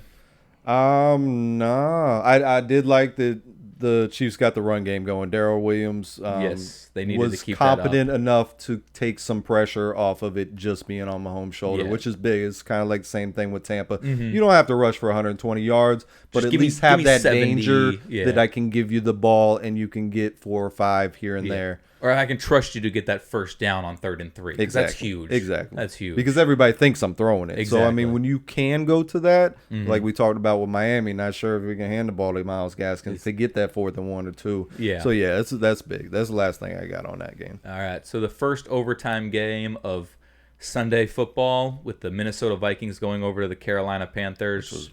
Wild. And that was a crazy game. Crazy. Wow. Sam Darnold started off looking like he was the New York Jets Sam Darnold, and then the late third, fourth quarter rolled around, and he goes, "No, I'm gonna play like I was the first 3 games." No, it was just that Vikings magic that just wants to play a thriller every single 12 week penalties of the season. again.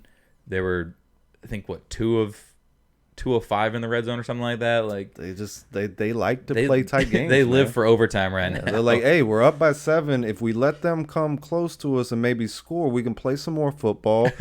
Everybody's gonna be on their toes. We might see Kirk Cousins go fist bump. Mike Zimmer. We might not. We might just be crying at the end. We might, we're paid by the minute we're on the field, so we're gonna extend it. Wow. The longer we're on the field, the more money we make. It Nice was throw. 4th and 10, and the Panthers had the ball at their own 4-yard line, and they drove the length of the field in a minute something, 43, and scored a touchdown and got the 2-point conversion. It was 4th and 10 inside their own 10. And Why'd they go went for that? 95 yards. Shout out to Yeah. Big D. That's some Big D shit. You out there They going for had it on to. 4th Well, down? No, it was Yeah. Oh, it was the end of the game? Only, End of the game. It was only a minute something left in Yeah. the game. Big D doing that in you first touched on quarter. Minnesota, like they missed a field goal, they missed the 2-point extra, could've put away. 2-point extra points. Could have put away the They- game they- multiple times. They gave the Panthers 4 first downs from penalties on 11. Their 11 penalties. Like they're just handing Carolina more game, and it was. What a tackle right But, hey, there. Derek They're Cook, getting Stephon Gilmore back Dalvin this Cook week. for another 140-yard game there. I don't know if you guys They're caught getting that. Stephon Yes. Gilmore back this week.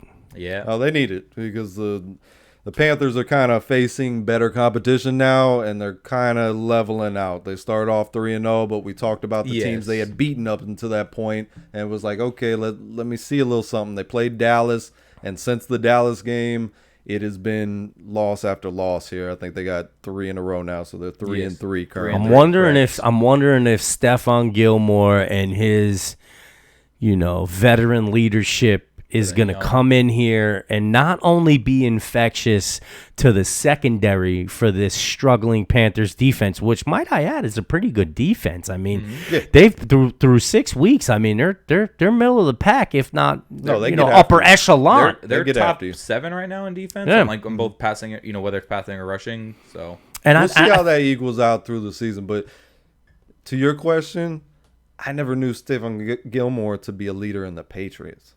he was just He was never good. really outspoken. He was good. Great That corner. doesn't Great corner, mean but that you're not a leader just because you're not out and about and you're not your mouth isn't in the I mean that's the Patriot way over there. Yeah, Well, behind closed in me doors, I'm saying. that, he seemed about his money. Behind Almost closed selfish. doors. I'm going to play good, but almost a selfish type Well, of he's on the person. back half of his career. There's not much left, right? I mean, he's old. He's been on the Patriots for a while. He's been on the Patriots before we knew he was Stephon Gilmore, right? And then before that, he was on the Bears. on the Bears. The Buffalo. That's where he came from, balling out. And that's not the first time they've done this, where they just go start getting Buffalo guys and guys within the division to try and beat the guys from within the division. Chris Hogan, Wes But Welker. Oh yeah. The list is long. Smart. though. Decker, Smart, maybe though. did they get Decker? He went straight to the Denver. But I'm thinking that this veteran leadership in the locker room, I'm saying on the field, I'm thinking maybe this could be really huge for Carolina and not only just propel a secondary, but maybe the whole defense, maybe the team, maybe the swag from just coming from the Patriots and how good Stephon's been playing. Maybe this ends up being really good for them. It could also just having the veteran guy and they're just maybe the mindset, whether it's just, hey, stay calm, stop acting like a wild young It's a link. long season. Because you saw it with the Bucks. As soon as they added Richard Sherman, that passing defense, even though he's barely, he was barely on the field and he was, mediocre when he did play because we put him in on short notice and then the next week he gets his hamstring injury. Sure. Which sucks. I feel bad. Shout for him. out to Sherman. But again, the secondary has taken that next step up. Like you held a Philly. Well, you see, your Philly team job to might be on the 115. line too. Yeah. We'll go spend the money. We'll bring somebody in that will but stay on they the were field. also telling so like we needed that guy that could play tell us better. how to read the offense a little For better. sure. That secondary, who that reads it, wisdom he brings. that is- wisdom, yeah, definitely. Because like I said, they held That Philly to one I think 115. matters more than maybe the Gilmore Yeah. thing. I think Gilmore may be in time. He just didn't ever strike me as that player that is for the team, kind of Right. more Yeah. for himself, and look at me type of deal. To me, And I I've think never that's seen him why be he's loud. I've never seen him not be a loud. Patriot. I've seen him be the best defender in the league that year. I mean, arguably. Yeah, but let's see what he is outside of Patriots. Everybody said like Tom Brady was too like calm and cool, and then he Well goes to said. Tampa, and then he becomes Florida man. Like, Well said. what you are outside of Patriots is completely different than what you are inside Patriots. Because Sometimes what you're in- talent-wise, Yeah, you're but not what as you're- good after you leave. Too. But what you're Agreed. inside the Patriots, it's the Belichick way. They call it the Patriot way, but It's let's the, be it's the real. prison yard over there. Let's be like- real, okay? Let's be real. It isn't the Patriot way. It's the Belichick way. And I mean, how do you argue with him at this point? You can't, right? All anybody could do is poke at him and say, "Look, man, you know, you ain't got the quarterback you once had." That's all they can do. I mean, they're still showing up and playing Dallas, who arguably is the best team in the league right now. Yep. And they played step for step with one of the most talented teams in the league right now. Yeah, So we'll- you know we'll get- Belichick yeah, is we'll the get real there. deal. We'll get there, but yeah. So with Stephon Gilmore there coming in, I think it'll definitely help the secondary that's already been banged up. And looking forward, it's definitely going to help because I'm sure they'll pay Stephon Gilmore because they got the money to do it. His contract's up this year? Yeah, this was his last year. He was that's only why they getting moved like from him. $6 million or something. That's why it was a and he 6th-round wanting- pick. He was wanting that extra, the 10. He wanted that extra digit. And so, and understandably so, he's put up the numbers. But yes, he's getting in the age. So it's what do you want long term or whether you want money now? It's Right. I think that's what's going to come down to in the offseason on how much he gets paid. But that's a different story. But like I was saying earlier, but with like Richard Sherman coming in, we went from a terrible passing defense to a team that held Philly, who passed for over 300 yards against Kansas City, to 115. Like. Right. So having the veteran leader is definitely that step up that can help that Carolina team take that next step because they need another step now that Yeah, they're very now young that team. CMAC is on IR and they've lost a serious mojo of their offense. Yeah. Well, they've lost pieces on defense too. Yes, I mean, they've lost, you They know, need Ice veteran Creed. presence. It's a young team. It's a It young is. team. Carolina's going in the right direction For the sure. most They're part. headed. I'm not liking how Darnold has reacted these past couple of weeks though. It's kind of looked more evened out to where that's kind of why the he's Jets really moved good though on in from 2-minute you. offense though. He's really good in 2-minute offense right now. But, Sure. I think even against the Cowboys where it was almost a blowout, like he did a lot of scoring there in the last 4 minutes and in this game too. I think in both halves of this game, But he had two scored. off of 2 turnovers that he produced, Yes, and he agreed. turned the ball over again against Minnesota He as did well. absolutely. I mean, He didn't do him no favors to get him in that position as well. No, I mean, but you can't expect a guy to not throw turnovers all year long. Like No, it's, and Robbie Anderson dropped a couple passes Yes. too, so they weren't on the same page, which they should be. But here or there, Yeah, here and again, it's if 70% of your offensive playbook is now missing because C-Mac's out. It's hard to work your offense right now. So they're still learning. And like I said even before, I was more worried about that at the Panthers team next year than I am this year. yeah. Yeah, I agree 100%. Keeping the ball rolling for what was probably the most surprising game of the day, and that's Los Angeles going to Baltimore and getting beat up on that I couldn't Baltimore believe it. team. Like I thought it was gonna be a good game. I said, I was on the the Chargers Chargers train. were gonna be able to do what they did against Cleveland and be able to pass, and they couldn't do anything. At all. Chargers on the road. Their last couple of big wins had come at home, minus the KC one, I believe was in KC. But the two other big wins that they had secured were on their home field. Traveling to Baltimore is a different environment going into Baltimore. Baltimore's hot, and that's why I was hesitant to jump on the Chargers bandwagon. I want to see a little bit more from them to face some adversity. They're one of those young teams where they're good. They're very good. But are they upper echelon, can go into somebody else's building and handle business, and they weren't ready for this task. Yeah, I mean, Patrick From Queen the start, was all the way through. It Patrick never Queen changed. had a good game, and Lamar again standing in the pocket and delivering that ball. What did I say beginning of the year? If he can do that, man, I mean we're talking one of the best quarterbacks there can be right They got now. because- Rashad Bateman back for the first time this year. he did make smarter throws. It wasn't like they were super impressive. He was 19 to 27 for 160 Yeah, yards. he He didn't just have did to what be. he. But again, it was just one of the games that we talked on Carson Wentz. Like you don't have to be magical. No, you don't- if no, your you don't team need can to. do- You're Your team right. as a whole can dominate. Right, because so. defensively they were playing lights Yeah. out. They were But playing. we lights just out. saw Devontae Freeman step. They had everybody running the ball. Yeah, They could do Le'Veon it. Bell Le'Veon Bell. scored. Murray scored. Freeman scored. 3 rushing Yeah. touchdowns from them. Look at him! Look at him! Look at him! Look at the! Come on! Come on! They got Rashad Bateman back.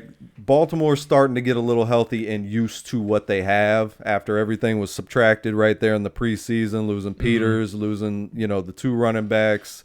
That was tough going into Duvernay the season. having a decent year But this year. they have navigated that, and now they're starting to click on all cylinders. They're starting to get pieces back. People are starting to get used to playing with each other, because when you add new pieces in, you elevate from the depth chart. They got to get accustomed. Everybody's got to figure out what your play style, what you're good at. Baltimore's looking really good right now. They really are. I mean, what was surprising was how well their defense. Like the Chargers are prolific on third and fourth For down. Well, they sure. couldn't run the ball. That was the Achilles heel. That was what Yes. was helping Justin Herbert this whole time. Was Eckler was producing on the ground. Eckler never got started. He didn't have that play action, that balance on offense to go to, and the weapons are not exactly prolific. Mike Williams, big target, is going to make contested catches, but not going to get separation. Keenan Allen, not going to get separation either. He's going to make the catches, but neither one of those guys are dynamic enough to get separation. And the corners that Baltimore still does have there, smart defense, can play close to you. So if you're not got that speed like KC does to kind of stretch them out, they can stay with you. Yeah. And them boys are playing hard on Yeah, no. offense for Lamar. It turned out to be a bad matchup for the Chargers because, like they went from being like 80% on third down and almost 100% on fourth down to being 3 of 12 and 1 of 4. Like, oof. And didn't get one. What they got one One fourth fourth down. down, 1 of Yeah. 4. Yeah, that's not good, man. When you were coming into this game, I think what happened to the Chargers were they just bit off more than they can chew, and they thought that they were something they weren't. They thought that they can just go for it on fourth down, and we done this a couple times before, and easy peasy. We're not gonna, and 2 to 3 Baltimore was times a like, week. guess what, dude? Nope, Yeah. Yeah. No, and John Harbaugh's a heck of a coach. for sure. He's going to have them boys ready, and they play with a chip on their shoulder almost every week. It's They not played- something they just pick up this week because we got you coming to town. They bring their lunch pails every week. You're going to get a grimy, hard-hitting game whenever you play the Baltimore Ravens, no matter if they're down people or not. They're going to play you tough, and they're going to play you hard. And, again, I think the Chargers having to go on the road. This is a learning opportunity. By no means am I writing the Chargers off. I still think they can take a step forward, learn from this loss, but I think it kind of puts them in their place, which is below the top tier. We were starting. I think we did our list of top 4, and they crept in to a couple, threes at the 3 position and stuff like that, and well deserved because they only lost one game on the year, and they had beaten Kansas City. So they look deserving of that. Their only loss coming to Dallas, but they've got some flaws too. On defense, they were just mauled. They were manhandled at every aspect of the game. Yeah. By the Ravens. Agreed.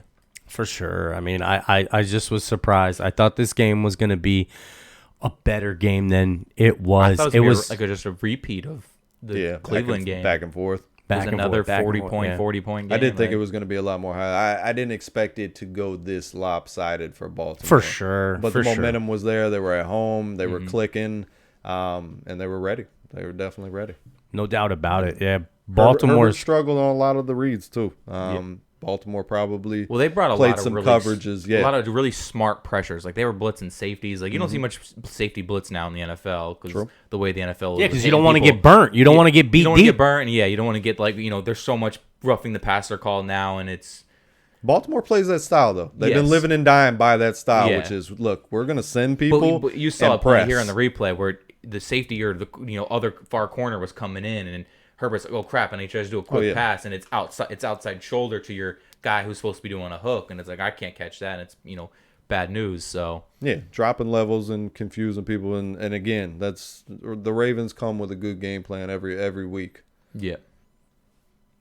No doubt about it. All right, keeping it going. Looking at what should have been another good game and ended up being a blowout was the Arizona Cardinals going to Cleveland. And I know Cleveland's already got some injuries and they added a few more, but that still should have been a good game. I don't. Everybody's banged up right now. That could have been a lot worse too. Jeez. I mean, it technically was if you just take away the one ridiculous Hail Mary they pulled off there before the half. It's only they it only looked scored like 7. they had an opportunity to make it a game after that play, because they were getting the ball at the second half. You go down there, you Yeah. score a touchdown, but man, they should have been down multiple touchdowns at half, and they were lucky to be at 14 points. Cleveland. I mean, they played bad, and Arizona just had the gas pedal down and didn't take it off, and they didn't even look like they were pressing hard to play that game.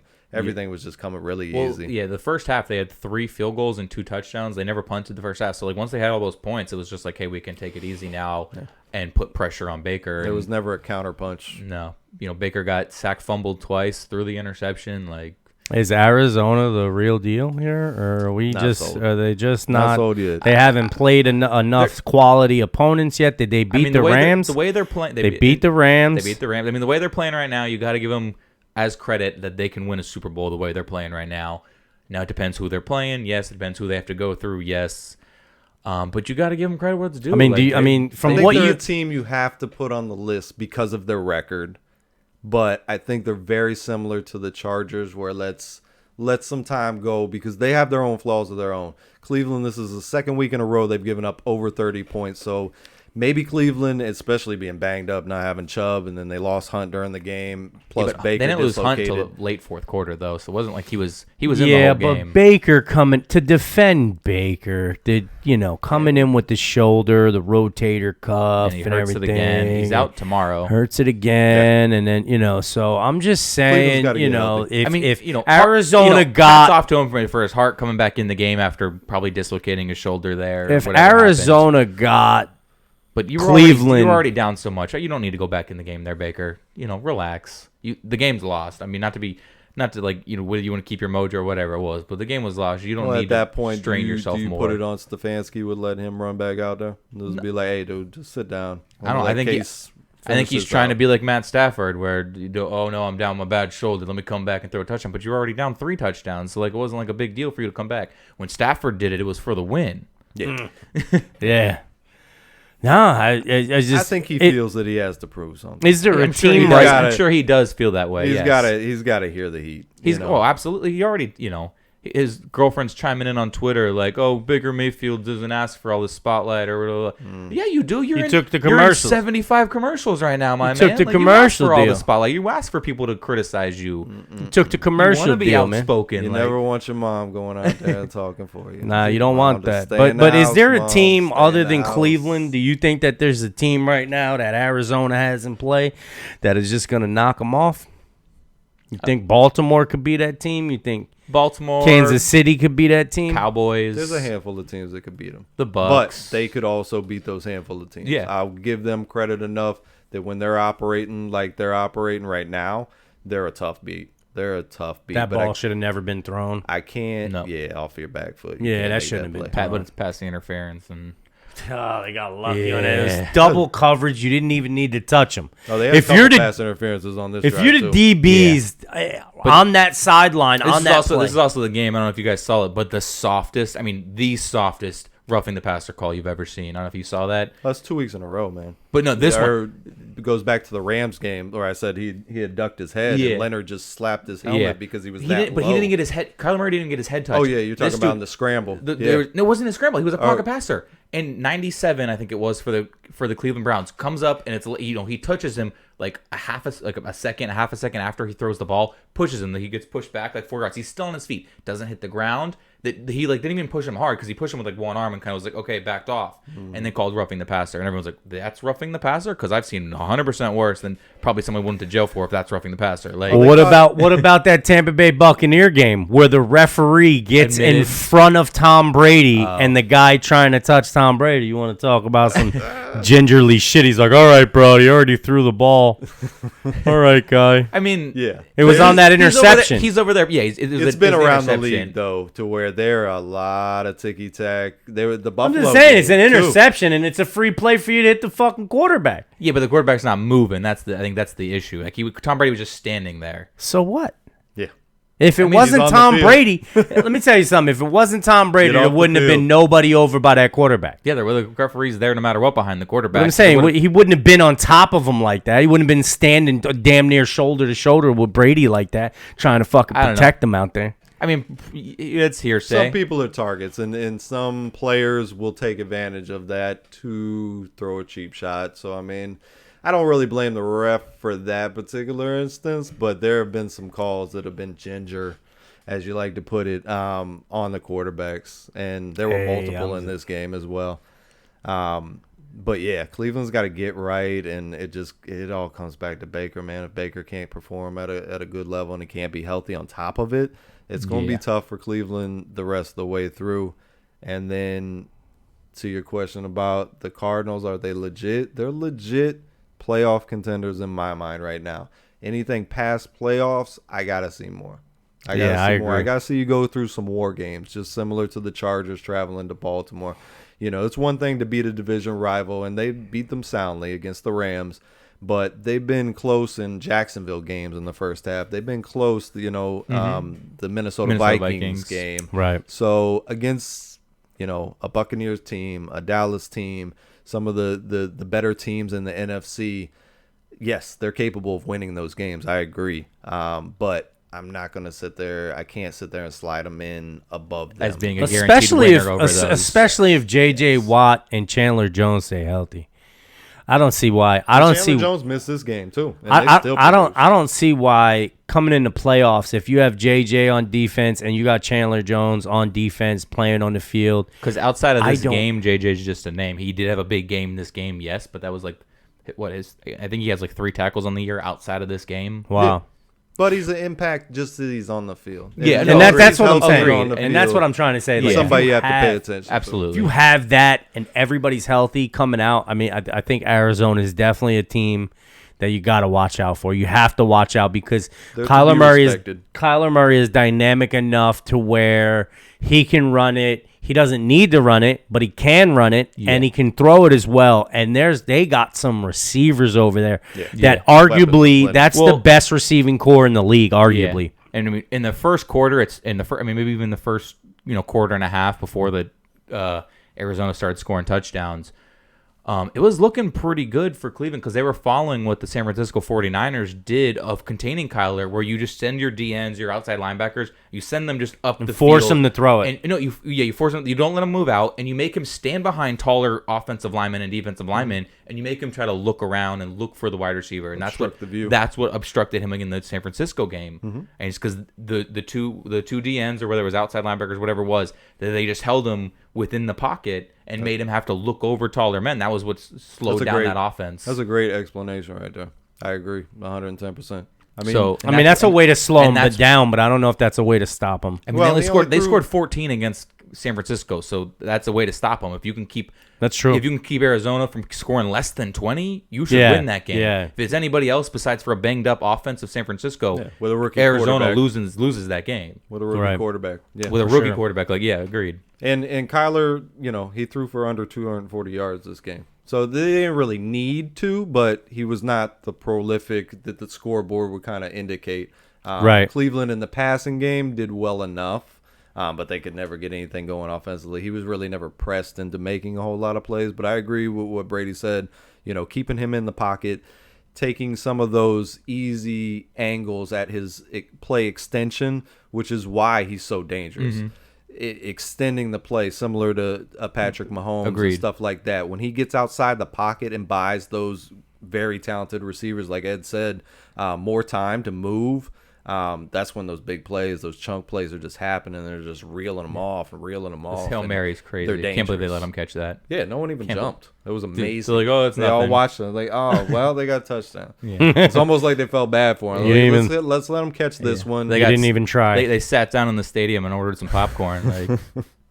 Absolutely. All right, keeping it rolling to what was probably the surprise of the week with the Las Vegas Raiders going over to Denver, taking a win, and after everything that Vegas went through, and you're like, are they just gonna, what's their offense gonna be now that it's changed up and the culture over there is completely different now? You have to be, you can't really be mean right now because you're looked down as being the bad guys no matter what you do. Sure. That was a hard read. I definitely didn't see that one going, and their defense played their tails off. Oh yeah, the defense was after Teddy Bridgewater, after the run game. Forced him 3 interceptions, which is that he has 3 interceptions all year, and you get 3 in one game. Teddy takes care of the ball. It's one thing that he usually does. Good for Teddy, man. Good for Teddy getting healthy, coming back on the field. Good for him. The Broncos are banged up though. They're missing a lot of pieces on. Has defense right Judy now. come back at all? No, Or he's we're not still back. waiting He for should be Judy. back next week, I think. Is Okay, what the prognosis that's is for huge. that. That That will be nice. Yeah, that's huge. It'd be nice for my fantasy team. Too, so hurry back, Judy. But yeah, but I didn't. I still the Raiders controlled this game pretty much start to finish. Yeah, I mean, the Derek Carr looked scoreboard good. indicates a little bit differently at the end of it, but it was the same Denver team that we saw the week before, where they scored a little bit late against Pittsburgh, made it look like it was more of a game, but the Raiders controlled this one, and I was surprised. But emotion can go two different ways. It can tear somebody apart and make it harder on things, or it can have people rise to the occasion. It clearly galvanized the Raiders this week under the interim head coach, and they played a very, very good game. Yeah. Very good game. Well, and then also like I said, they got 3 interceptions, but there was another fumble, so they had 4 turnovers all day long. They only scored 1 time. They got 1 touchdown off those 4 turnovers. The rest of that is just Derek Carr in the offense. Yeah. Wow. The rest of those points, the other, they had 34 Not points. much of a running game So they either. had 28 points were off of just literally Derek Carr being good on offense, and And good for him, because Good for Derek him, Carr yeah. takes a lot of flack. he does. I'm not a huge fan of him, but I think I would like the guy personally. Seems like a good kid. And he made some good plays. He made some down the field throws. They got Ruggs loose finally. I think the first time since week 2. And he's a definite way. He's a Tyreek Hill type of For speed sure. difference maker if you can get him the ball. They hadn't been able to do that consistently, so it was nice to see that hook up. And I mean, you got Darren Waller. You got some weapons. You Yeah. got some weapons. I'm still not. I'm sold more on the Chargers being better than I am the Raiders right now, but they're still sitting at 4-2. They I are. mean, Well, They're and in the hunt. The big thing for the Raiders was they had that great 2-minute drive to score a touchdown. Second half starts. Denver gets the ball. They do a 3-and-out against Denver, and they punt it, and they go right back and score again. So you just got 14 points real quick. 14 points in 5 big time minutes. momentum. So that was huge. And then They're in the hunt. So after that, it was when Teddy Bridgewater started throwing interceptions because it was having to keep up and being down double digits. Yeah, when Teddy's pressed to do things, that's not his game. No. When he can have a balanced attack and manage the game and then make plays with his legs and his accuracy, Teddy is a very good, capable quarterback. But when you're putting the stuff on his shoulders and he's got to come back from deficits and you're missing weapons like Judy, it's massive. I think Fant was banged up throughout the game as well. It's tough. It's a big ask on somebody like Teddy. But it's also like a Broncos defense who's really good, and they had They're an missing easy day. pieces, though. They are missing pieces, but that's They're banged still, up. That's still an easy day for them. I was expecting the defense to show up. I was expecting it to kind of go the other way. Yeah. So yeah, you're right. That was probably one of the surprises of the week. All right, keeping it rolling.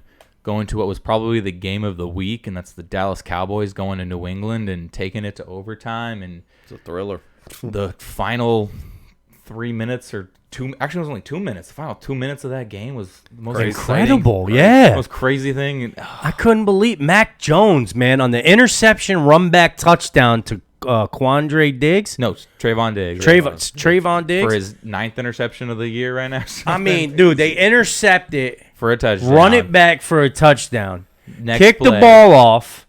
They get the ball, whatever yard line is irrelevant. Whatever yard line they got, I think they had a decent run back. Maybe 30-yard line, 28, something it was- like that. Yeah, something. Yeah. Yeah, it was a decent little run back. It wasn't nothing crazy, right? And then the very next play from Mac Jones, Belichick's like, look, you want to be on this team, you got to shake that garbage. You got right? You got to go right after the dude that just punched you in the mouth, and you got to punch him right Yeah, back. it's like, Hit him it's with like, the double move. yo, dude. Safety made a terrible play on that though. He took Yeah. a terrible angle. He I should mean, have picked that. Trayvon Diggs made a terrible play too, though, because he Oh, should yeah, have he stayed with jumped that it. dude. He He jumped jumped the it. route. He He jumped jumped it, it. but he tried to even, jump it. even his interception, he had no business being there. That was just a bad thrown ball, right? He was just moving forward. For sure. It was a bad thrown ball. It landed in his arms, and he ran it back for a touchdown. sure. And then the next play, you're like, oh, no, that's not happening. Good again. for Mac Jones, Yeah. though, because if Mac wants to stay on the team he got drafted to, all right, he had to make that throw. And he showed up and he showed out. Good Dude for him. showed a lot of moxie and competitiveness over these past 3 weeks now. You got to give it to him, whether you hate Patriots or not. Yes, Yeah. my hat's off the dude. He is for all his limitations, sometimes he's been a very nice general out there for the Patriots. But we all in and have game it. out. Every one of us have it, you know. But I mean, right now it's looking like the Patriots are managing him well. Yeah. You know, and I mean, man, you just think like, what if Justin Fields got put on the Patriots? You think the Patriots would have been able to tailor make To Brady's their credit, offense? coaching makes a huge difference. Especially In your for a scenario rook. situation. The only you issue get with birthed like the into. question of saying if Justin Fields go there is that we just haven't seen Justin Fields be a prolific thrower yet. And Right. it started slow for Mac and you Jones. would need to be that. Yeah, but it started slow for Mac Jones too. He wasn't a prolific. They were running all day long until they faced the Bucks, and they said, "Screw it, we're going." But pass they've let game." him get into these And they- shootouts too. yes, and they they've let him put do it in the- his hands. Mm-hmm. And to let him come back. Now, I want to touch on They this. did it last week. Came back from 3 scores. I want to against touch the on this because Houston Texans. what's the last week. running back's name? Harris. Draymond. Draymond Harris.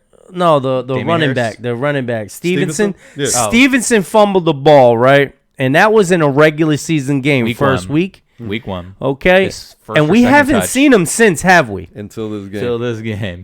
They let Until him touch the ball until again. this game. So it took 5 weeks in order for him And to he- touch it and he again. played probably some snaps he last probably week, but it was slept with a meaningless football. stuff. And they put Belichick probably made him Mac sleep with a Jones, football, the right? very next offensive series. Belichick says, good Mac, point. get out there. Yeah. Yeah. Throw I don't throw a understand hitch that. route for me. I don't Or understand. throw a stop and go. that.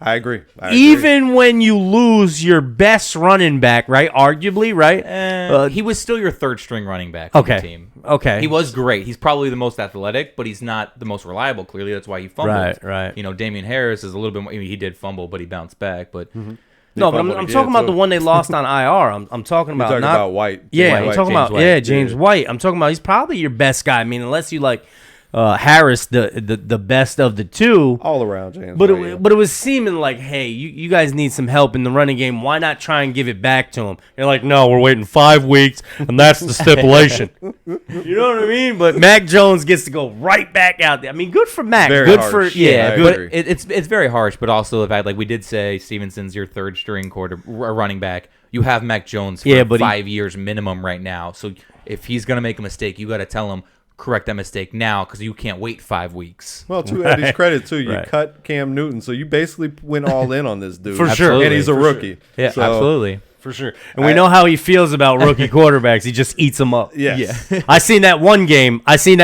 He took Mac Jones off the field by his hand. I seen that one game.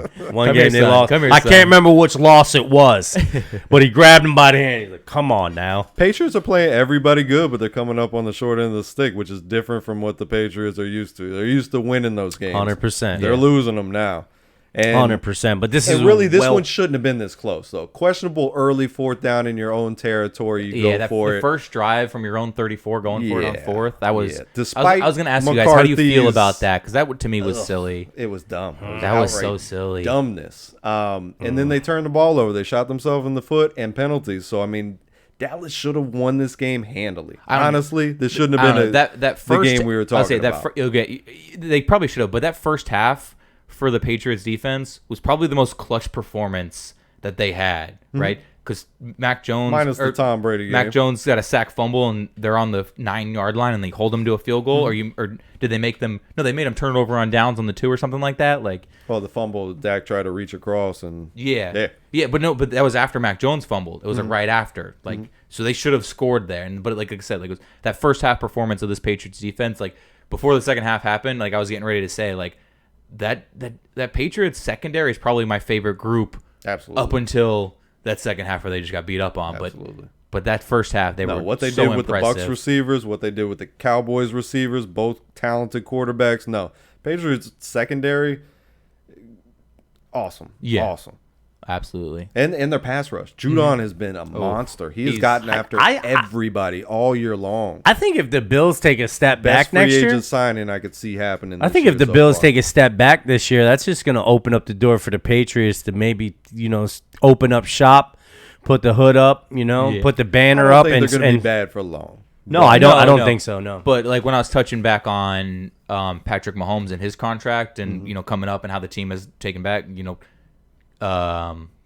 Josh Allen's is coming up in 2 years, so like maybe this year and next year, Bills are still gonna be relevant, and then coming after that, like then I think it's gonna be a dogfight between the Patriots and the Patriots Bills. going to be coming back for him. I have no doubt. You know, you always say to circle the wagons with Buffalo, but I have no doubt that Belichick will get this thing going in the right direction. And you can see signs of it. Again, you're losing close games. Next year, those turn into close games that you won. You grow from those, and Mac Jones is getting the best treatment, the best experience out of anybody in this rookie class, hands down, not even close in my eyes to any of the other ones. Wow. In the best situation. Wow, Yeah, what that a was an play.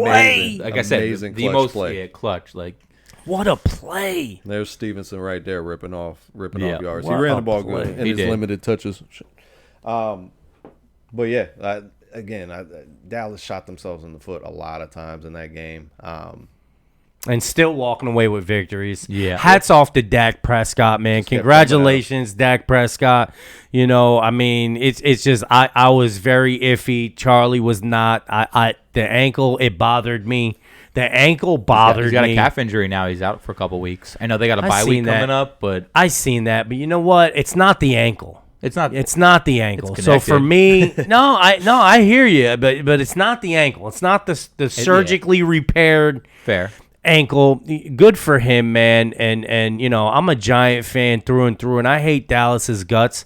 But as a human being, if you don't love Dak, then you just don't love anything at all. Like, what's wrong with you? Dak's a good dude. The only knock on Dak is just his negotiation for a contract because, like, you know, the That was Cowboys. tough. Because That the was Cowboys an were like, ugly hey, we'll scene. give you $35 million a year because we want to be able to pay the team. He goes, no, I want 40.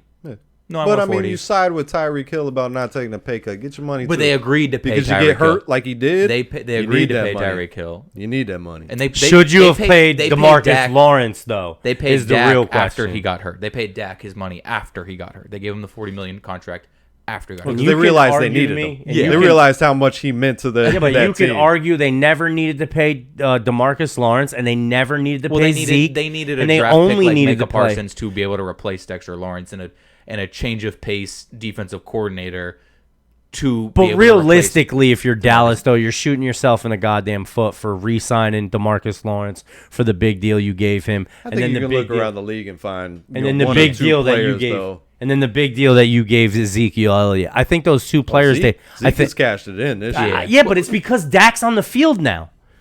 I mean, it's like a Le'Veon Bell situation. Like, you put him on a team where he has to be the guy, and they're really not throwing the ball well, and they're really not doing well. And Zeke's actually pretty cheap this year. look He gets at- expensive Look next at year. Dallas last year when there was no Dak and no one feared the pass. Zeke was non-existent. Every game they put the numbers up. Zeke is garbage when Dak's not on the field. You gave the money to the wrong guy. That's all I'm saying. Is they didn't need to pay those two players. But in Jerry Jones's eyes, like, all right, well, is it Dak that's doing this for the offense, or is it Zeke? You know, comes out winning Rookie of the Year and the rushing title. You know what I mean? For 2 years in a row. Yeah. You know, Derrick Henry, who? When? We forget. I know. I agree. That's why the money was thrown, but it wasn't because of Zeke. It was because of Dak. And nobody knew. Nobody knew then like they know now. It was a different play calling then. You know, they didn't have Arguably. You know, Arguably. you had your Jason guy Garrett. over there, Jason Garrett. Yeah, yay. Yay. More Giants mistakes. Jesus. It all comes full circle. Ed. Jesus. Yeah, but I mean, Tony Pollard, I mean, it'd be nice to have another running back and all that money in the bank still with Tony Pollard. I mean, look at all these running backs that have been coming out of the league. I mean, it just shows. You know, the Giants better not throw the fucking checkbook at Pollard fucking, before Dallas wasn't what he is. Wasn't putting up the numbers he was at anywhere else. Dallas has, yes, they have Dak, but they also have a prolific offensive No, line. but I'm not which saying is that they slowly would gonna put fade it. over I'm not time saying that with Pollard these would po- put with it up these- anywhere else. The offensive line is slowly going to fade away with all these contracts that are continuing All I'm to build saying up. is Zeke has not proved that he can do it Without Dak. Without Agreed, Dak. agreed. Plain and simple. I mean, you can't pay them both. I think they everything that y'all Feed said, off each other. Dak, Zeke, offensive line, and the weapons on the outside. I think it just makes for a great stew right now. Yeah. All of them complement each other very, very well. Yeah. Similar to what they do in Tampa.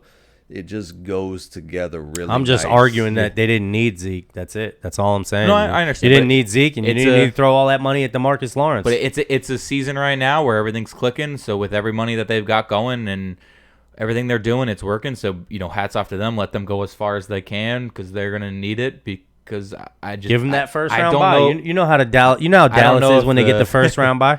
I just don't know how bright the future is going forward. The way things are set up for Dallas. I mean, they have great playmakers, but I think the Dallas identity is slowly going to fade once that offensive line starts disappearing.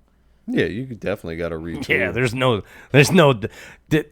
These games, every one of these games are won in the trenches, whether we're willing to accept that or not. I mean, let's face it, man. If the offensive line isn't blocking for Dak and all he's doing is running for his life, then he's Mahomes in the Super Bowl, and he's hit 38 times in one game. Yeah, but Dak Even Mahomes couldn't shake not having an offensive line. But Dak is Let's good. face He's it. one of the guys that gets rid of the ball the fastest in the league, so that is benefit to them moving ahead is because he can get rid of the ball fast, but that's also because they do a lot of horizontal play, a lot of screens. It's tough and to lot- be a dynasty. Look, man. It's tough, yeah. Look, man. One player went down last year, and it was Ezekiel. It was Dak Prescott. One guy last year went down. One guy, not fucking 13 like the Giants or another team. One guy went down, and they didn't win the division. That one guy comes back. Everybody's still on that team. They still had what's his name from last year as a rookie. They still had the whole team's intact. The defense, Look how great the team is. defense. They've added defensive pieces. Just saying, which have look made how them great different. the offense is playing. That's all I'm saying. No, agreed. The offense is playing well, but again, it's because they can stay on the field longer because their defense is creating turnovers and their defense is doing what needs to be done for It's their the whole offense situation. to click. Yeah, Everything They're is they're playing perfect very right good now right for now. who they are right They're now. perfect right now because Dak's on the field. Because they're the same team they were last year. They're the same team. They're not the same They're- defense. They're not the same defense? No. What, Michael Parsons? Michael and Parsons. Keen O'Neal. That's it. Jalen Smith's gone. Keen Vander O'Neal. Esch is- Keen O'Neal is in that spot. Two guys. He brought over a new D coordinator, Two guys. Same personnel. running a different system. Same personnel. Okay. No, I don't. Okay. I'm not. I know nothing. All right. I'm just saying the proof is in the pudding. It already happened. We don't have to say what would happen if Dak wasn't there. It already happened, and we already seen what happened. And the team that had the exact same offense, the exact same team. No, I'm not Nothing. saying Dak's not prolific. I'm not saying they're not winning They because couldn't of Dak. win a division. But they were losing games with They Dak. couldn't win a division. Was there at the beginning of the season last year. They were getting outscored. No, last year they didn't lose one game.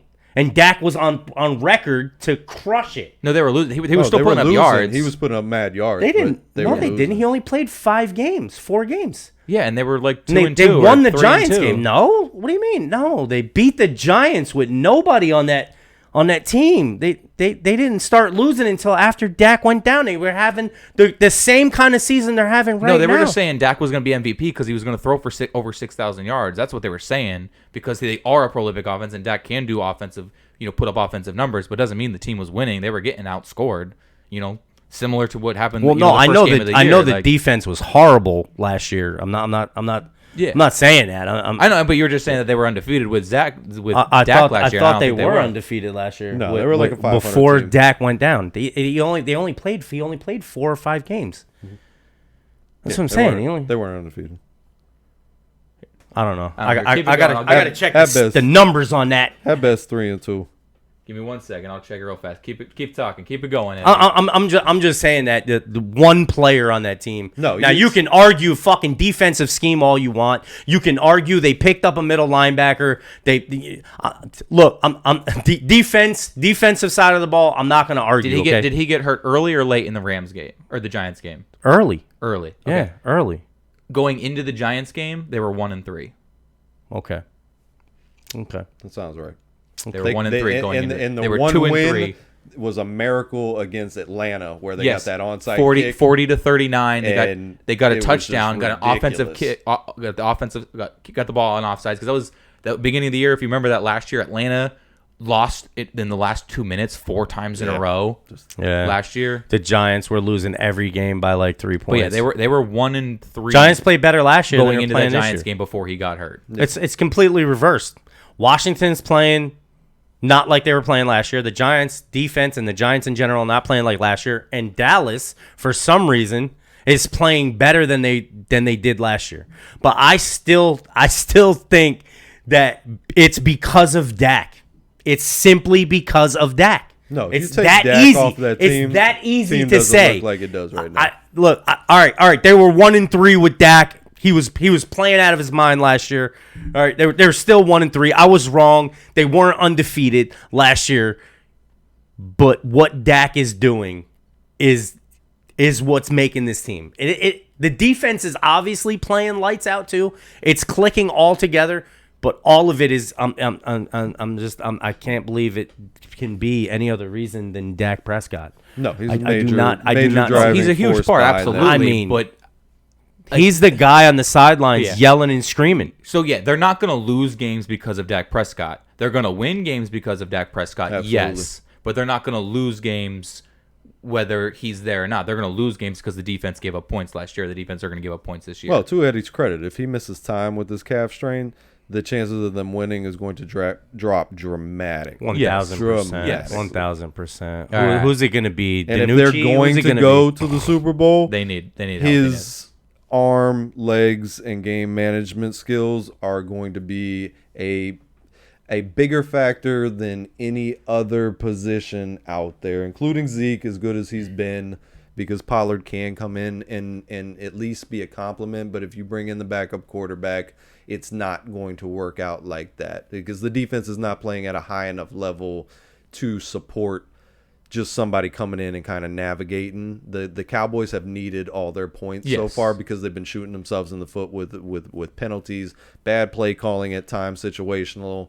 You know, there are things that I gotta more so side with Eddie of him being a major. Yeah, but any key starting quarterback on component. any team is a major. Absolutely. You remove Patrick Mahomes, and the Chiefs are not doing what they're doing either. So I No, can but the agree with defense you on is that. feeding off Dak and the energy of Dak and the things that Dak is doing on offense. It just ends up Yeah, being clear-cut infectious. leadership. It's infectious. I mean, and I the don't know, love that Dallas has for it was a Dak. tough week. He had 2 turnovers there in the end zone this week. So No, I'm not saying he didn't. He threw some things. He done some things that he shouldn't have did. But, you know, the guy's a fighter. And agreed. He's a baller, you know? And, I mean, what college did he come from? Yeah, I'll wait. Yeah, I'll all wait. right, I'll wait. that was another long one. Shouts out to Dak Prescott there in the Dallas Cowboys and you Cowboys State. fans. Big shout out to Dak, man. All Hell right, yeah. keeping it going. Looking at the Seattle-Pittsburgh game, which we've had on the screen here for a little bit, which Because I can't shut up. started off another slow, ugly game, and then it kind of Pittsburgh looked like it was turned gonna into some dominate exciting. it. Yeah, Big Ben actually showed some life, but that's against Hey, arguably bro. the bottom 3 The defense worst in the league right the now. worst pass defense. Hey, in the bro, league. you could argue that Seattle's missing Russell Wilson. Like, Hey, hold on, but Big Ben's only been touched twice in this game. He got sacked once, and he got a QB hit once. The rest of Yeah, that, but we was know- but we Big Ben know was that- able to do his Big Ben. you know this. You But that's know, because their but you defense know is bad. Seattle's defense isn't the Legion of No. Boom anymore. No, It's absolutely the Legion. not. It's the Legion of. But Well, if you ask Jamal Adams, he's the best in the He's world. the number one. He's number one. Well, you know what? The other guy's not You doing know their what? job. He's Odell Beckham that's dropped back in the safety position, thinking that he matters more than he does. That's all that is. And you know what? Good for Jamal Adams, bro. You balled out on the Jets and you stood out. You come over to Seattle the first year, you stand out. What's he done this year? Is he standing out? He got hit Still Because like I'm he not got hit in seeing the any face with a highlights. ball. I'm not seeing any highlights. I'm not hearing anything. I didn't was see it anything. this game where it was a bullet pass hit him right in the chest and it like just bounced off? There was a tip pass towards the goal line that he could have put his hands on too. And Well, look, he looked just like got laid down right there. He He just looked got like he knocked it. 33 knocked it right down there. Ah, himself. man. You know what? Don't put your foot in your mouth when you shouldn't put your foot in your mouth. Yeah, you're the best guy on that defense. You can't name another guy on that defense better than him. To your credit, what you had just previously said about Dak Prescott and the leadership and the intangibles that he brings, if you are a superstar player, you better, and kind of what you had touched on, asking about Stephon Gilmore and stuff. That's what if I mean. you are that That's what I mean. caliber of a player, you elevate those around you. Or Even you're if just it's not Odell Beckham and you bring talent-wise, it down. You make them believe. And to his credit, when he came over from the Jets last year in the middle of the season, he instantly elevated a very average, below average Seattle defense sure. to propel them to play a lot better this season. Not getting it done. I mean, at but all. I don't know. We talk about quarterbacks going out. Like Russell Wilson's out this game, and Seattle kind of. I mean, they're still scoring just as many points as they would. Well, it was 14. It was 14-0 at half. I think that's a lack of the Steelers maybe being able to put it away because they still couldn't run the ball against the worst defense in the NFL.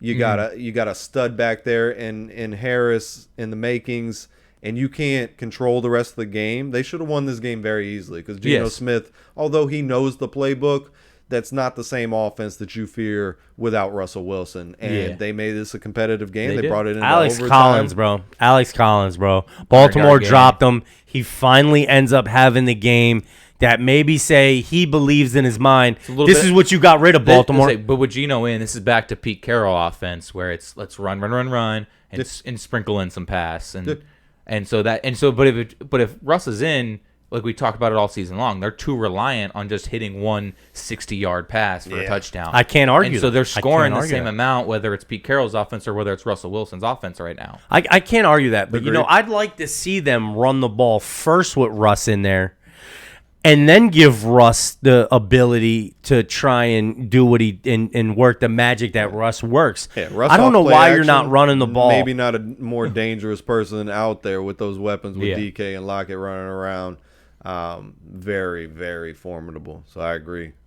Running the ball more. But we look at that across the league and we shake our heads at a lot of things, what they're doing in Philly. And why they not running the ball? You got a top-notch running back. The running game for a lot of teams, but you see the teams that do have the running game, at least at a mediocre level, if you have a running game, it makes your offense so much better and multi-dimensional. It makes the defense respect what you can do on the ground, pulls linebackers up, creates holes behind the defense.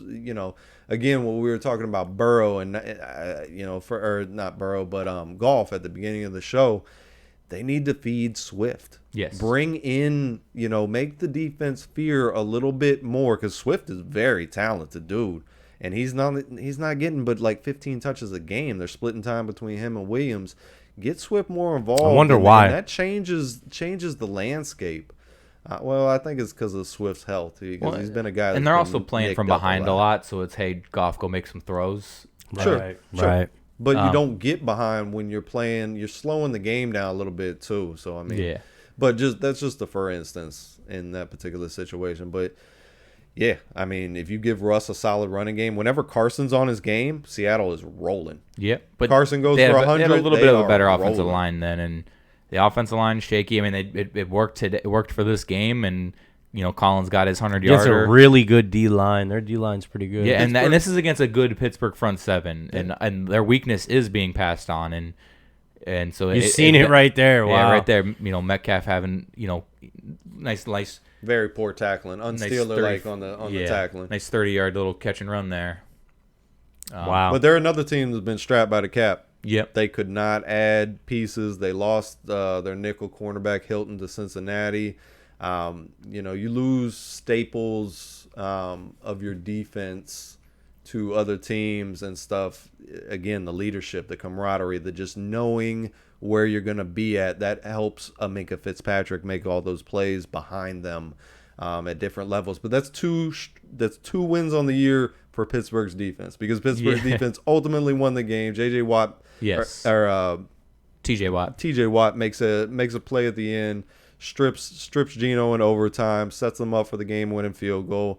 So that one in the Buffalo game, I mean, if they we say it almost every week. If Pittsburgh can get the running game together, even if it's just some offense, because we joked about it last week talking about should you bench Ben Roethlisberger, and it's I don't think the offense changes with him out of there. I don't know if it was that much on Ben this game though. But he looked really well though. He did. Yeah. He was I think almost 70% completion percentage this game, and he made plays. Yeah. But again, it's a terrible Seahawks defense right now. Yeah. So you would expect more. You would expect more from anybody else. And being up 14-0, Pittsburgh should have won that game comfortably, especially being at home. Yeah. That's stuff you expect from Pittsburgh. Yeah, edging it out there at the end of overtime, and you get a sack fumble there on the 9-yard line, and you can't just run it in for a touchdown. You have to kick a field goal to win. On a Geno Smith led team, a a 35-year veteran of the league. I can't believe, talk about ginger ankles, I can't believe his body still works vertically. And yeah, the game shouldn't have been that close. So the Pittsburgh is, not looking like a playoff competent team, even with the win here and a couple other wins that they've gotten on the season. They're definitely falling backwards with the Bengals moving forwards as well. That's a tough division to kind of be mediocre in. Yeah, very, because you're easily falling out of being a wild card team. Yeah. Because you have your division's tough. If you can't win your division games, Cleveland, still trying to be Baltimore, all playoff ready teams. Yeah, all playoff ready defenses right now. Yeah, and then your offense has to match, and Pittsburgh's offense just isn't there. Can't keep up. All right, so rounding out the week with the Monday night upset of the week with Buffalo going to Tennessee. And I said Buffalo just didn't. This is the game that Buffalo needed to go out there and just beat Buffalo. And I don't know if they took the week off or it was the Monday night blues or whatever it was that I guess you could just say it was Derrick Henry having Derrick Henry, but they needed to be Buffalo better. didn't look like they had the killer instinct this week. They were kind of like, okay, we're going to come back and score. And that's what they were doing. Tennessee would make a play, they'd get a little bit of a lead, and then Buffalo would just shoot right back down the field, and they're like, oh, okay. We can surprised. kind of do this. They're going to give up eventually. I mean, it's just another game, week after week now. It said, like, your Super Bowl was last week. You took it too easy on practice.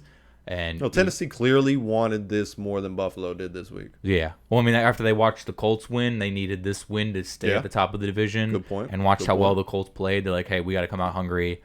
And they fed Henry the ball, and Henry 143 yards and just adding to his collection of bodies on the ground. He didn't just push over another Josh Norman, another corner safety that's, 200 pounds. He pushed over Mario Addison, a defensive end who's 6'3", 260. Straight stiff arm, straight down to the ground. Please go away from me. I know he didn't go anywhere, but that's a 260-pound man. No, you're that hurting you his, just pushed him down like a little kid. Because Traymon Edmonds ultimately came and made the tackle for a 3-yard loss, but you could see Addison, he didn't high-five anybody, head down, walking back to the line of scrimmage. When you should be celebrating with your teammates, he demoralized that man. Yeah. That's what Henry will do to you. 3-yard loss. That's what Henry will do to you. Yeah, that wears at you. Henry is just, in the run he broke, never seen, we were texting back and forth, I've never seen fastest man in the league right now. Fastest man on the field right now. He's like him. He's 21.8 miles an hour he hit. He's like a DK Metcalf, and you add more muscle and more speed. Weight. He's like Brandon Jacobs, but faster. Yes, that's it's a Brandon Jacobs, DK Metcalf mash, and it's a cyborg out there. Yeah. Just get out of my way, and if you let him get 2 steps in a row without touching him, it's gonna be a tough night for you. Yeah. For sure. I mean, the guy's a beast, man. 6'4", 200 and something pounds, 248, 250 pounds. Yeah. You watch the guy the way he trains. You watch him run up that dirt hill like he's Jerry Rice. I mean, this guy comes out every single year, puts in the work, and that is why he's where he's at. That's the run. That's why he's where he's at. 86 miles an hour. Like still pulling away from DBs. Yes. Still pulling away. Tyreek Hill hasn't hit that speed this year. Like that was the fastest speed on the field this year right now. Who wants to get in front of that guy? No. Nobody. Micah Hyde got ran over later in the game. Yeah. Absolutely bodied. Right down the middle of the field. That's crazy. But he came up and made the play. He stopped him. That's what you got to do. He stopped him, but he probably left the game after that. He didn't want to do it again. I guarantee that. Who did? Who does? Yo, how about Josh Allen's game was not on either. No, he was off all game. Yeah, but continue. But sorry, I wanted to continue with Titans. How about with Julio Jones making that probably catch of the year? Yes, off the of helmet. Bounce off the dude's helmet, and they're like, no, it's incomplete. He's nowhere close. He goes, no, look at that again. And he goes and gets it right on the sideline. Yeah. Right on the sideline. He's like, nope, I caught that. Yep. I caught that. Yeah, and he did. I was happy for Julio, definitely. He left the game banged up too. Again, after he had just missed, came I think, back the previous 2 games. weeks. 2 weeks, yeah. Which is tough, and that's always been the hamper on Julio Jones. Is just these ticky-tack injuries that seem to linger for him. Yeah. As much of a physical specimen and as fun as he is to watch play this game, it sucks. Then there's the play right There here. it is. Here it is. Sucks. Catch of the he year. can't- That What might a be Stay catch. on the field. that might be catch of the year when you're looking at highlights at the end of the year when they're doing the sports awards. Like, Extremely gifted individual. Drags right it there. right here. Look at the drag. Nice. You practice that all the time. Here's the sidelines, and this is what I'm going to do. Here's the drag right here. There's the drag. Beautiful. I think Buffalo was 2 of 5 in the red zone, so they kicked 3 field goals there in the red zone. What a So, and catch. I'm usually an advocate for teams just take your points, don't go for it. But this is a game that it clearly proved me wrong. Like, just one of those times, go for the 4. I mean, they had the lead, so or not. I mean, Tennessee. Again, I think it was Tennessee the was just playing confidence like level. Like yeah. it felt like okay, and they should have won the game. They They should. marched right back down the field, and they couldn't cash in. Yeah. That was one of those red zone opportunities where it just didn't work out. But the whole game, it felt like, hey, we just knocked off the Chiefs. Yeah. We got this. Yeah, this they they're tried to playing coast. They're giving They us tried our, to our coast. best game, the best they got right now, but we're better than them. And hopefully they learn from this one because Right. if you don't play 110%, you can be beat. Yeah. Look at And Tennessee Tannehill played going a to hell get of a it. game at Look at home. Tannehill going to get it on that The play. crowd was in it, and from the whistle, the Tennessee defense played very, very good. They were aggressive. They were after Josh Allen the whole game. They made him uncomfortable, and there was just no rhythm on offense for them. Even though they were scoring points, the rhythm on offense just was not there. They didn't have the running game that they had established over the previous weeks too. It was like it was very not smooth. Like against KC, everything was just clicking. The previous weeks against the Texans, clicking. Everything was clicking.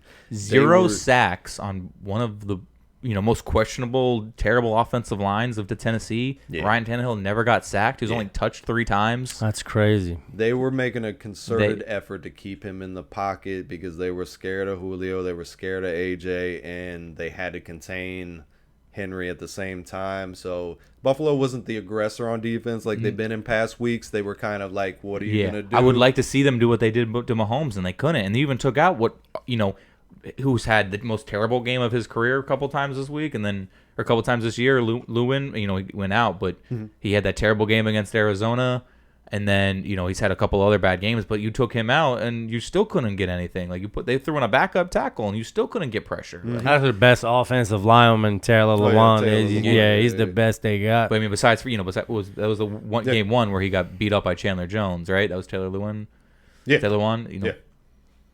No, I mean, Buffalo should have won this game. Yeah. I thought it was going to be tight. But yeah, I'm surprised it's- Tennessee ultimately won it. But I'm just continuing with what we were both saying, that Buffalo was just kind of like, hey, we were a better team. We don't need to try super hard. Yeah. And Yeah, you the know, edge pressure, wasn't there. I for see it. pressure You wasn't could there. See it. You could see it. Maybe They're not. They were, that They're not Michael running Hyde full play. speed. Yeah, the Micah Hyde hit. they were just trying to get out of this game with the win. They thought they were going to get the win. Yeah, Yeah, thought it'd be- get thought to the it'd be bye easy. week, and yeah, but sometimes you, as a contender going through the season, you're gonna have moments like this to where you're feeling a little bit too good about yourself, and you need games like this. You need to be reminded, hey, we got to come ready to play, just like we were the game before when we got that big win, week in and week out. And again, there's still the parity across the NFL. It's the difference. You open the show with it, Eddie. The difference, the separation is not huge from team to team. And you think it And is, but it isn't. You It would really think is so not. because of the records and this stuff, and that we sit there and talk about the Cardinals. They're 7-0, 2 games better than every team in the league, but we're still not sold on them for Super Bowl contenders. You know what I mean? So it's you realize that it's a fragile league sometimes because you lose one piece here and it devastates your team.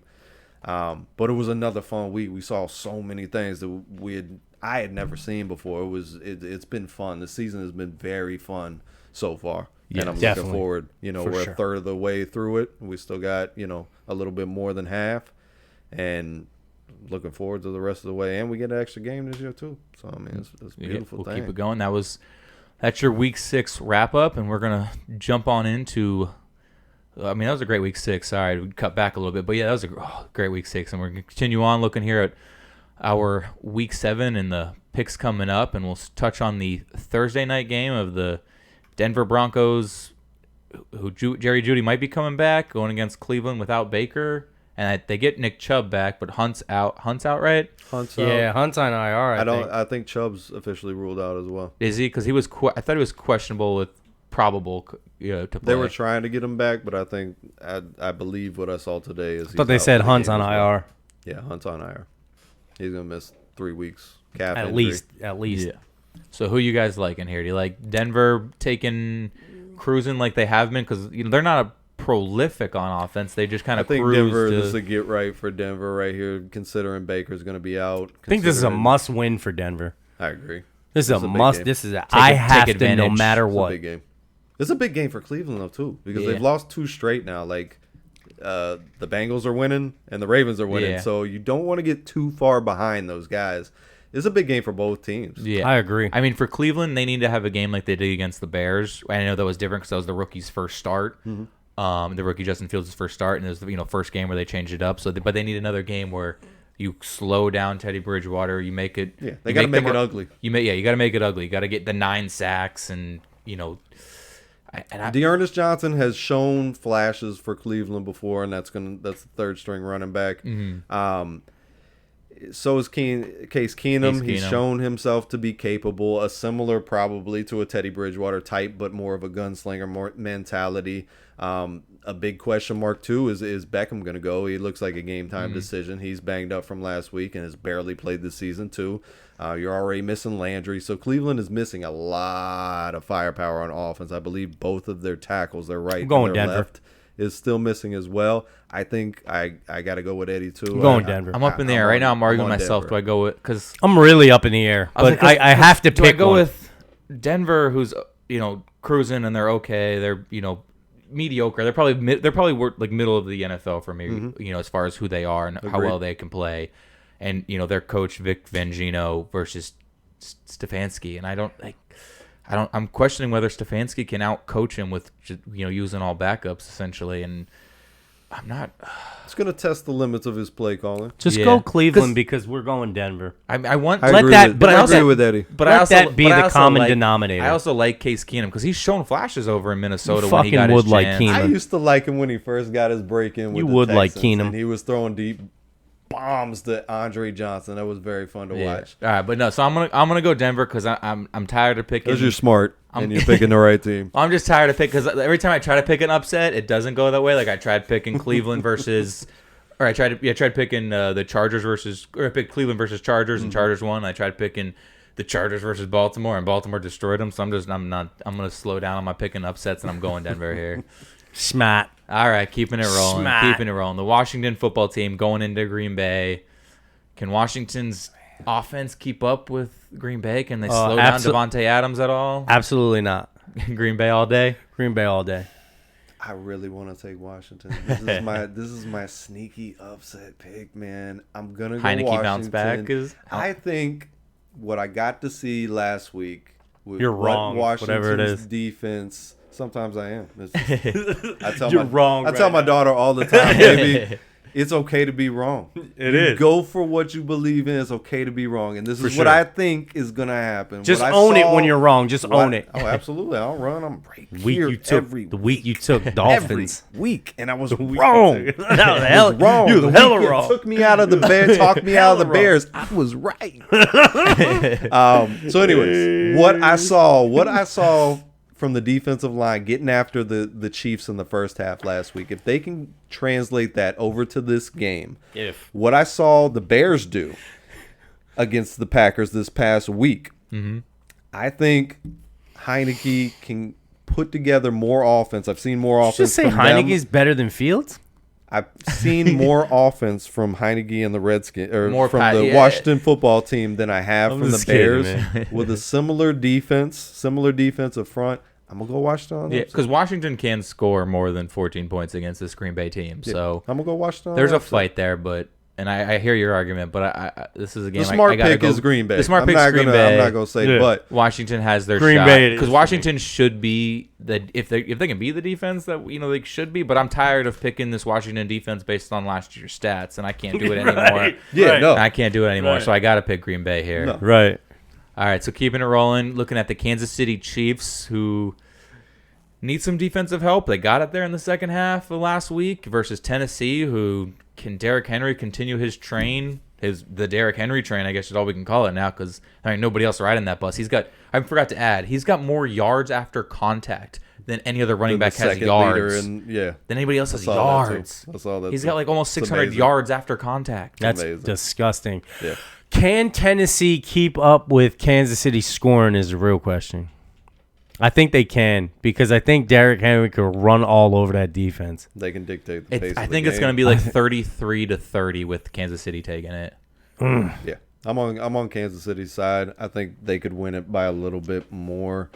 I also think with the Kansas City's record, like they every game right now for Kansas City is must win because they still think they're number 1 seed. They still think they're Super Bowl contenders. Yeah, so they're they upset need to at the win. start. They've heard all this chirping go every around. game right now. You know Mahomes has got his antennas up listening to all this stuff. His mama's on Twitter. His 2 and 3 brother and start. his wife are dancing on Sean Taylor's memorial and stuff, and no one's happy about it. And The X factor for me in this game is Tennessee lost their draft pick fairly again.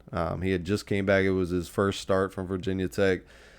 He went out with a knee injury. They lost their other cornerback, and Jenkins was getting roasted for the majority of the night over there at the other cornerback.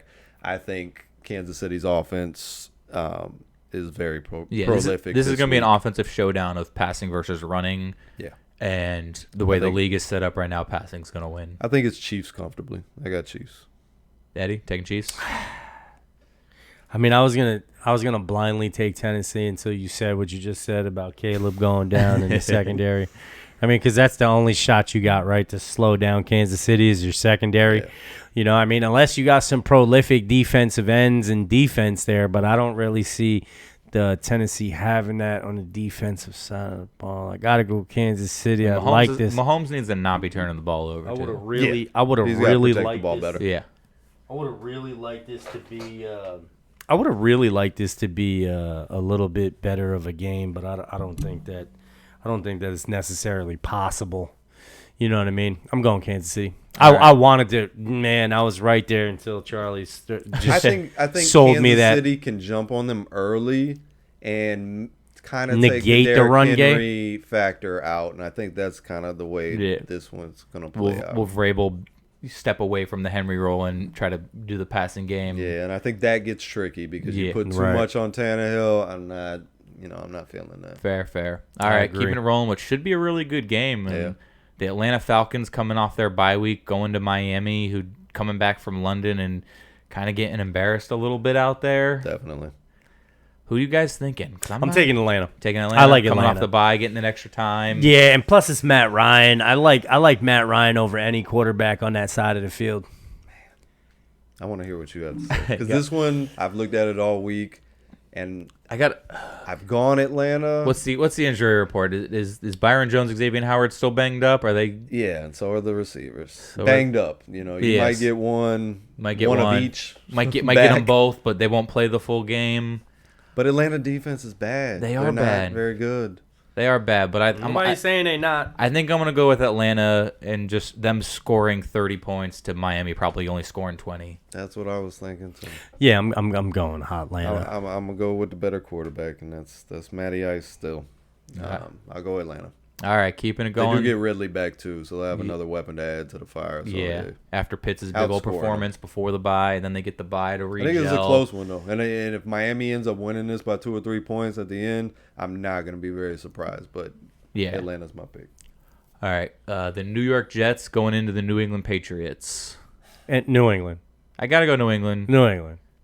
Beating up on Zach Wilson again. They're due to get a win. I think the Jets are playing better than they did the first time, and Think really, this is when they're gonna get a win? You think this is when? if they You think the Jets are gonna get a win? They got one win already.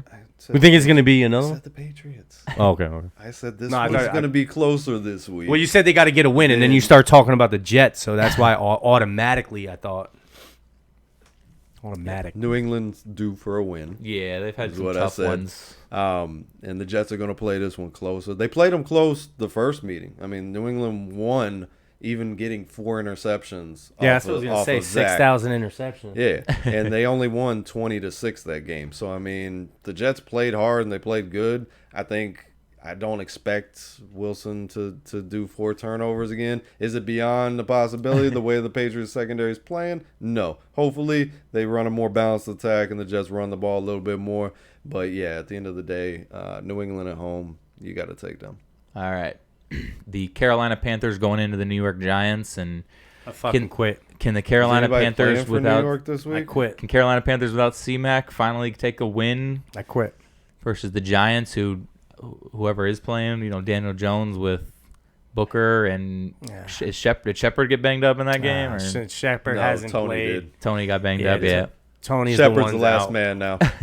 Shepard's the only one that's healthy. Go figure that Rubik's Cube out, because he's usually the guy that's always hurt. I have He's the absolutely healthy nothing body nice to say about this. I actually want to curse more. I'm not going to. No, not another rant, please. But I really have a lot to express. I'm not going to. But Who's the better quarterback in this game?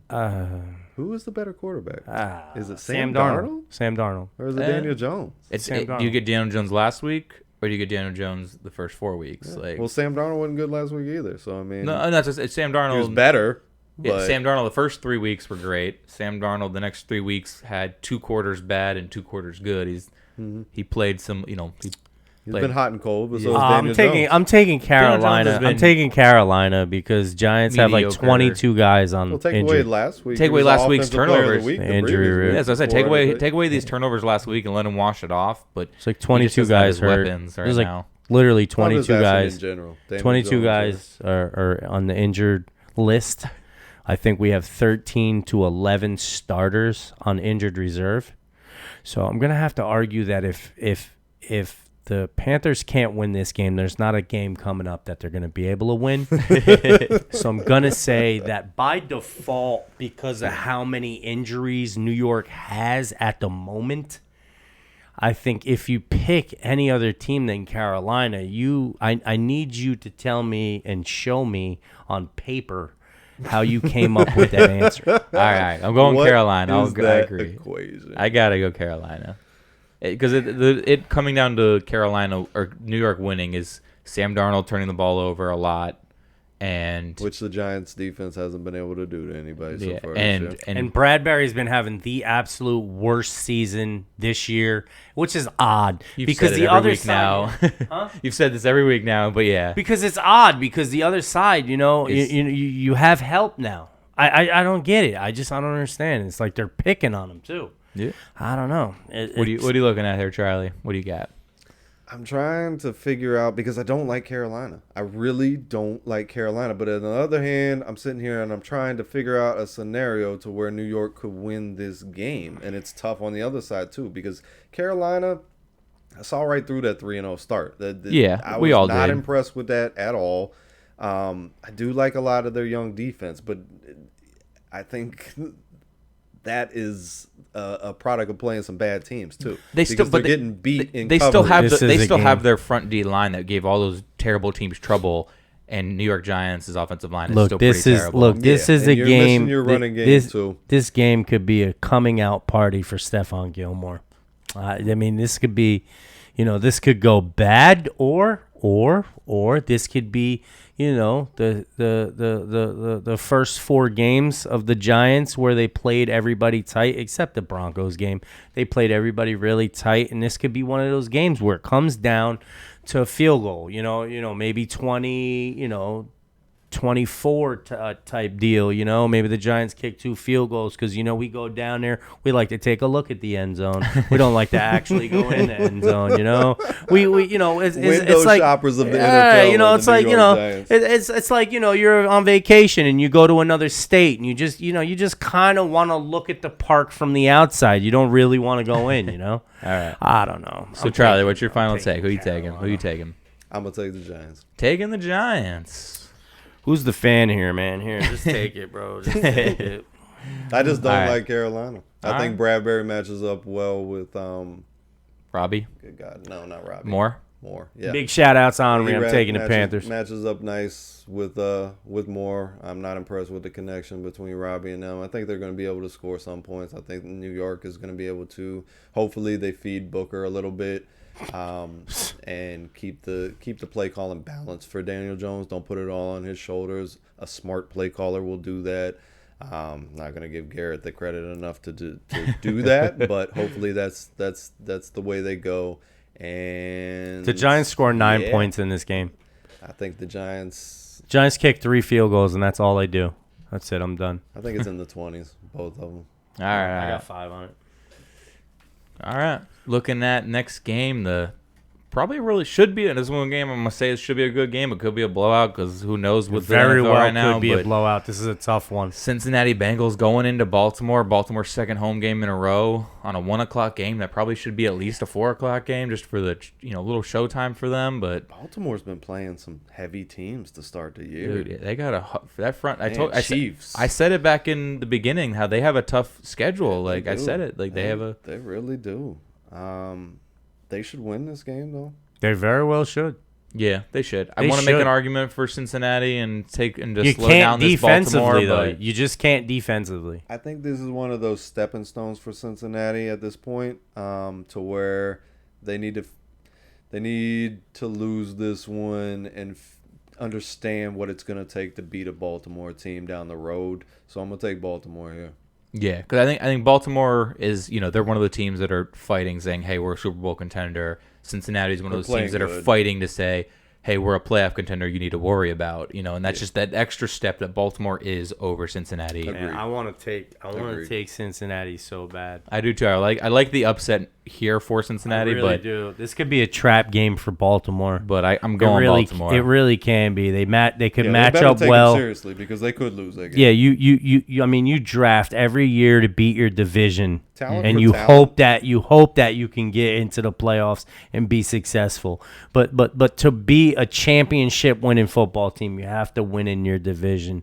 And I just don't know that Cincinnati's there yet to just start knocking everybody off in that division. It really just seems like Baltimore ended up coming up to the top. I was a moron, and I said Pittsburgh in the beginning of the year before anything was played, thinking that, this is Rosengardner's last year. I'm talking about Ben Roethlisberger. Yeah. This is Ben Roethlisberger's last season as a Pittsburgh Steeler.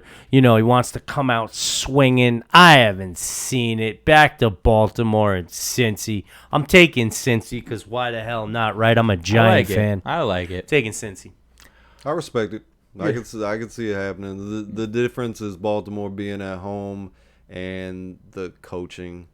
I'm gonna give Harbaugh the edge and being more prepared for this situation. But I think this is gonna be a hell of a game. Around all 4 corners, Baltimore wins this game, but Yeah. it just something telling me about the fire I was like, but looking at the burning games, deep yeah. within inside Burrow. Yeah, looking at the games that they are like Definitely with gonna the wanna come out and matchups, prove like themselves, and how yeah. well Baltimore did last week, just shutting down the Chargers.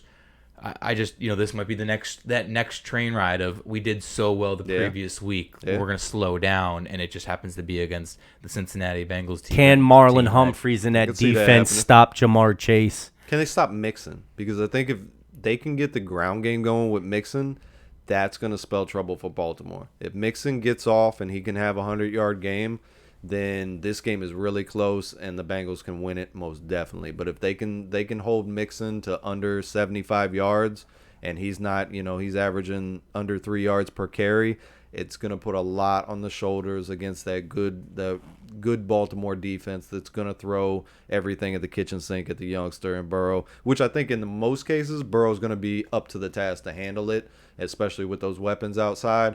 But I think Baltimore's going to have the better of this. I agree with you, situation. but I'm gonna take Cincy like you took the Giants. Agreed. So. Your pick is a lot more healthier than mine is.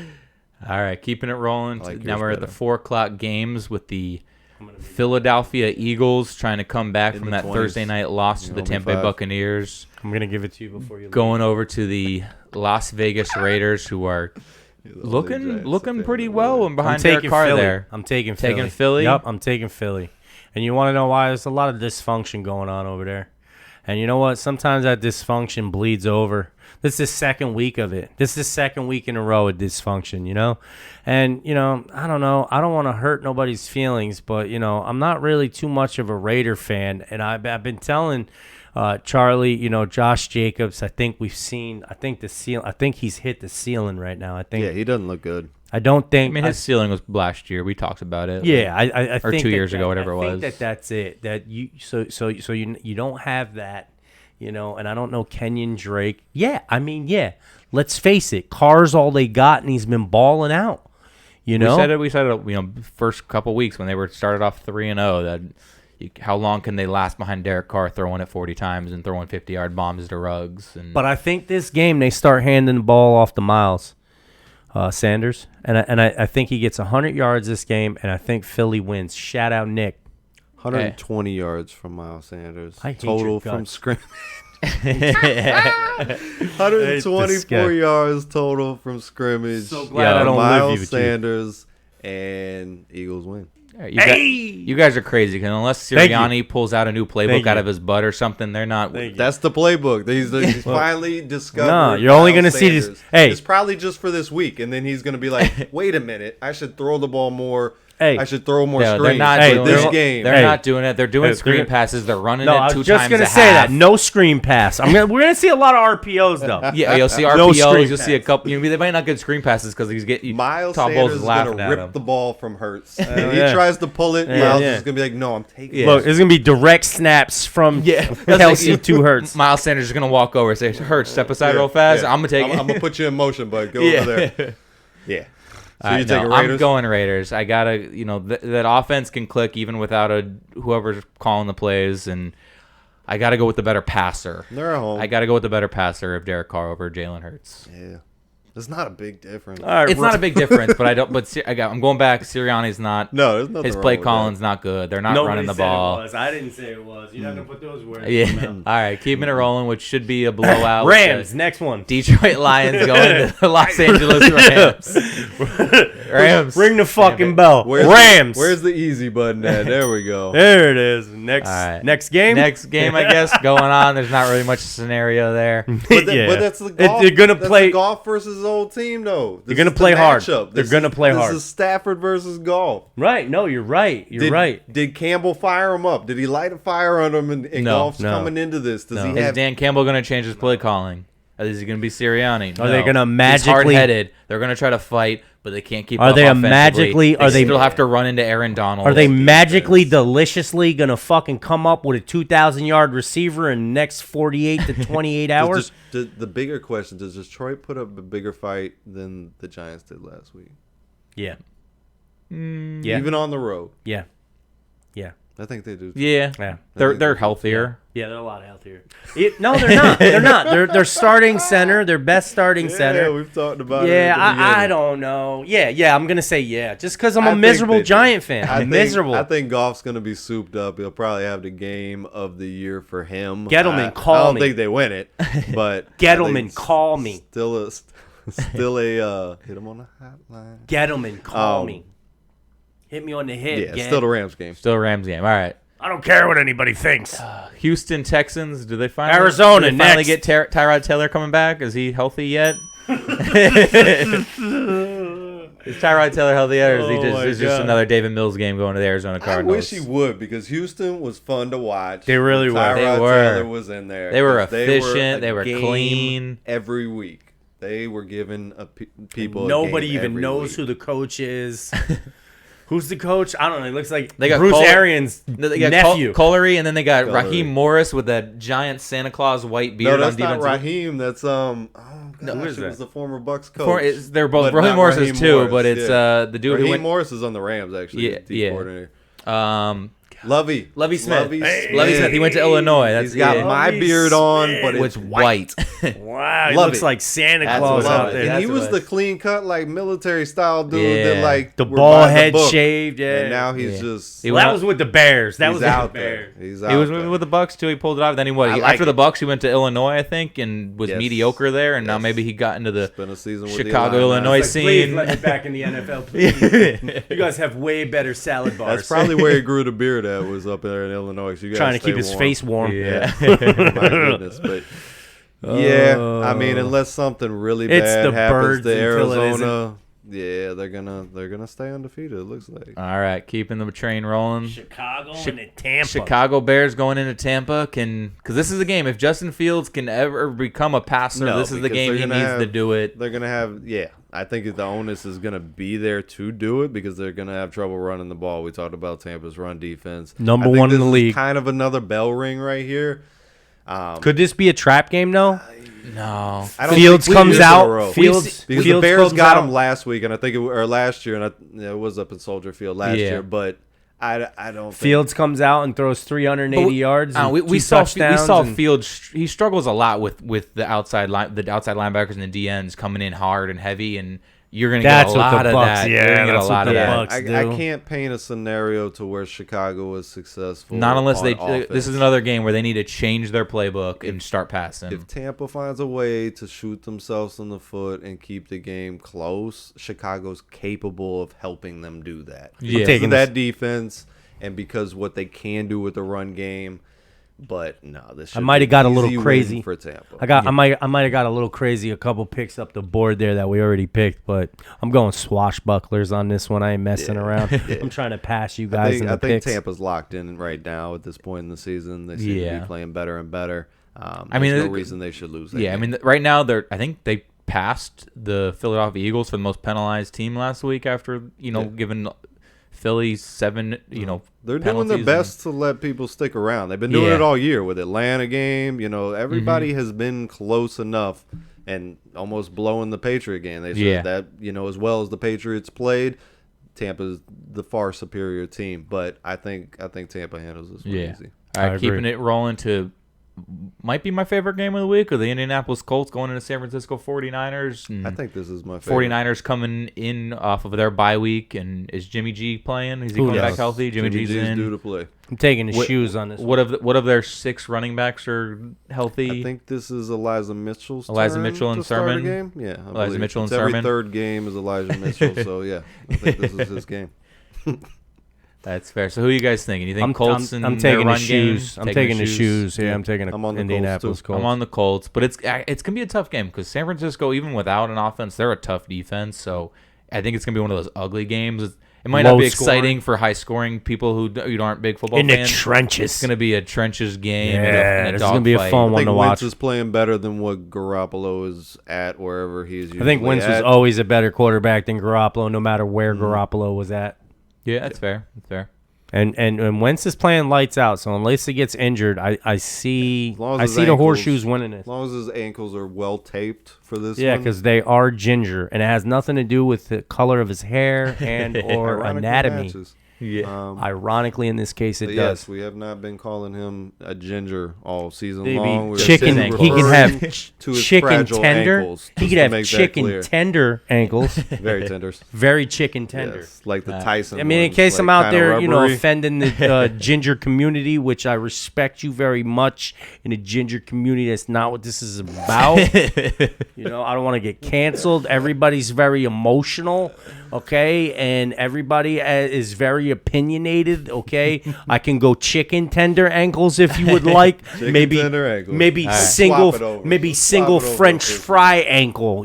Something that over time would snap and bend easily because it's no longer deep fried and hot and crispy like it was. One and of those now fries it's that didn't get fully fried, the limp noodle ones that you get at the bottom sometimes. All right, that's Sunday for you. We're all taking the horseshoes in the Indianapolis Yeah. Colts. Keeping it going on to Monday night game with Seattle the versus New New Orleans Orleans. Saints coming off their bye, going into Seattle and I think Geno this is gonna be a Smith. good game too. I'm not even gonna watch Wow. this game. I don't know. I Who don't wants- want to watch it. No. who wants But to I think watch it's gonna this be a game? good game. I don't know. Sean Payton with extra time is always prolific, and so I gotta go New Orleans Saints here. He talked me This into could it. be the week that I bomb on the picks because I'm taking a lot of outliers, but I'm going Seattle. Seattle at home. I think the 12th man. I think they put together. Geno Smith is the somebody Saints he's not? don't scare me this year. Like Yeah, I agree with you on Sean Payton, but nothing. Yeah, on they're the not- Field they're not super scary, no. Scares me. But Sorry, you're it's talking about Kamara. yeah, but I was you're talking about the 12th man over there in Seattle. Are they allowed a full stadium right now with COVID protocol out there in Oregon? It's actually 2.5 men over there right now. I don't know. I mean, if they're It's loading them like up six in and- SoFi, It's like 6.5. I don't see why. 6.5 men right now. I don't see if they got a full house in SoFi in California, it stands be. to reason that they're gonna have a full house in Seattle. I don't. Seattle played not at home last week, right? They were away. Yeah, I'm going at Saints. Pittsburgh. I'm going back-to-back Saints. night games. That's back. I'm going Saints. You're wrong. I'm going Seattle. Nah, it's the Saints game. Sean Payton's Who's got running extra the ball? time. You? Seattle. Who's running? Putting the icing on a great pick week with No way. Seattle. This kid said They're a the cherry great on week. top. Collins They're the ain't cherry running on for 100 yards against the Saint against the Saints. He's not going to need to. Geno Smith is going to play a good game. All right, you're insane. And maybe this is the game because Jameis likes to throw about 5 picks. Maybe this sticks to Adams and he gets his first Sean career Payton hasn't let pick Jameis Winston throw And he over can look 15 into yards the more than 10 camera. times this season. and say he's the Hey, best. maybe this is the week where he shakes the crab legs and he's gonna ball out. He's gonna rock out with his He's stock balling. out, and he's not gonna throw no picks. And Alvin Kamara is gonna bang out, and The only Davenport's way gonna have a couple Jameis sacks. Winston doesn't throw a pick this game is if he does not throw a pass this game. All right? He's going to throw a pick. I don't know who to because That's Seattle's so defense disrespectful. is horrible. What But are you, he a will Saints find fan, the way somebody you're that he talking? likes enough He'll give to one give a game ball He'll give one to to. Jamal Adams just to keep him That's what I'm talking. saying. He's Just to gonna- keep him talking like I'm the best. He's going to Here give you it. go. Jameis Winston is the most generous quarterback Yep. there He's got is out 3 there. on the year. He's okay? going to give a I know game he just ball came to off a somebody. bye, so he's got one less game than everybody. He's going to give a game ball He's to only somebody. got That 3. sounds good. It looks like the LASIK eye surgery's working. Somebody's It's Sean getting a game Payton's ball. working. It's Somebody's getting a game ball from Jameis. Hey, all right. It's a That good is your Week 7 roundup of the picks. death and taxes, and Jameis throws a pick. Hey, let's go. This is a Running Routes podcast. Finishing up. Hey, Yes. Another great show.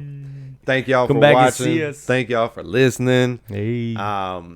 Please like and Shout out, subscribe. Nikki, we missed you. Check out the Yeah, Instagram and the new YouTube coming up here. Yeah, Yeah, we're trying to check do the new things. VOD. We're gonna Check try and be us. live here before the season's over too. Do a couple live shows at some places. We'll keep y'all posted Check on us that. out. Check us out. We trying to do some things. Come down, say hi to us, and leave comments. Give us your feedback. We try and us get know. better each and every week. We appreciate y'all listening to us. Peace, peace. Take it easy. Bye.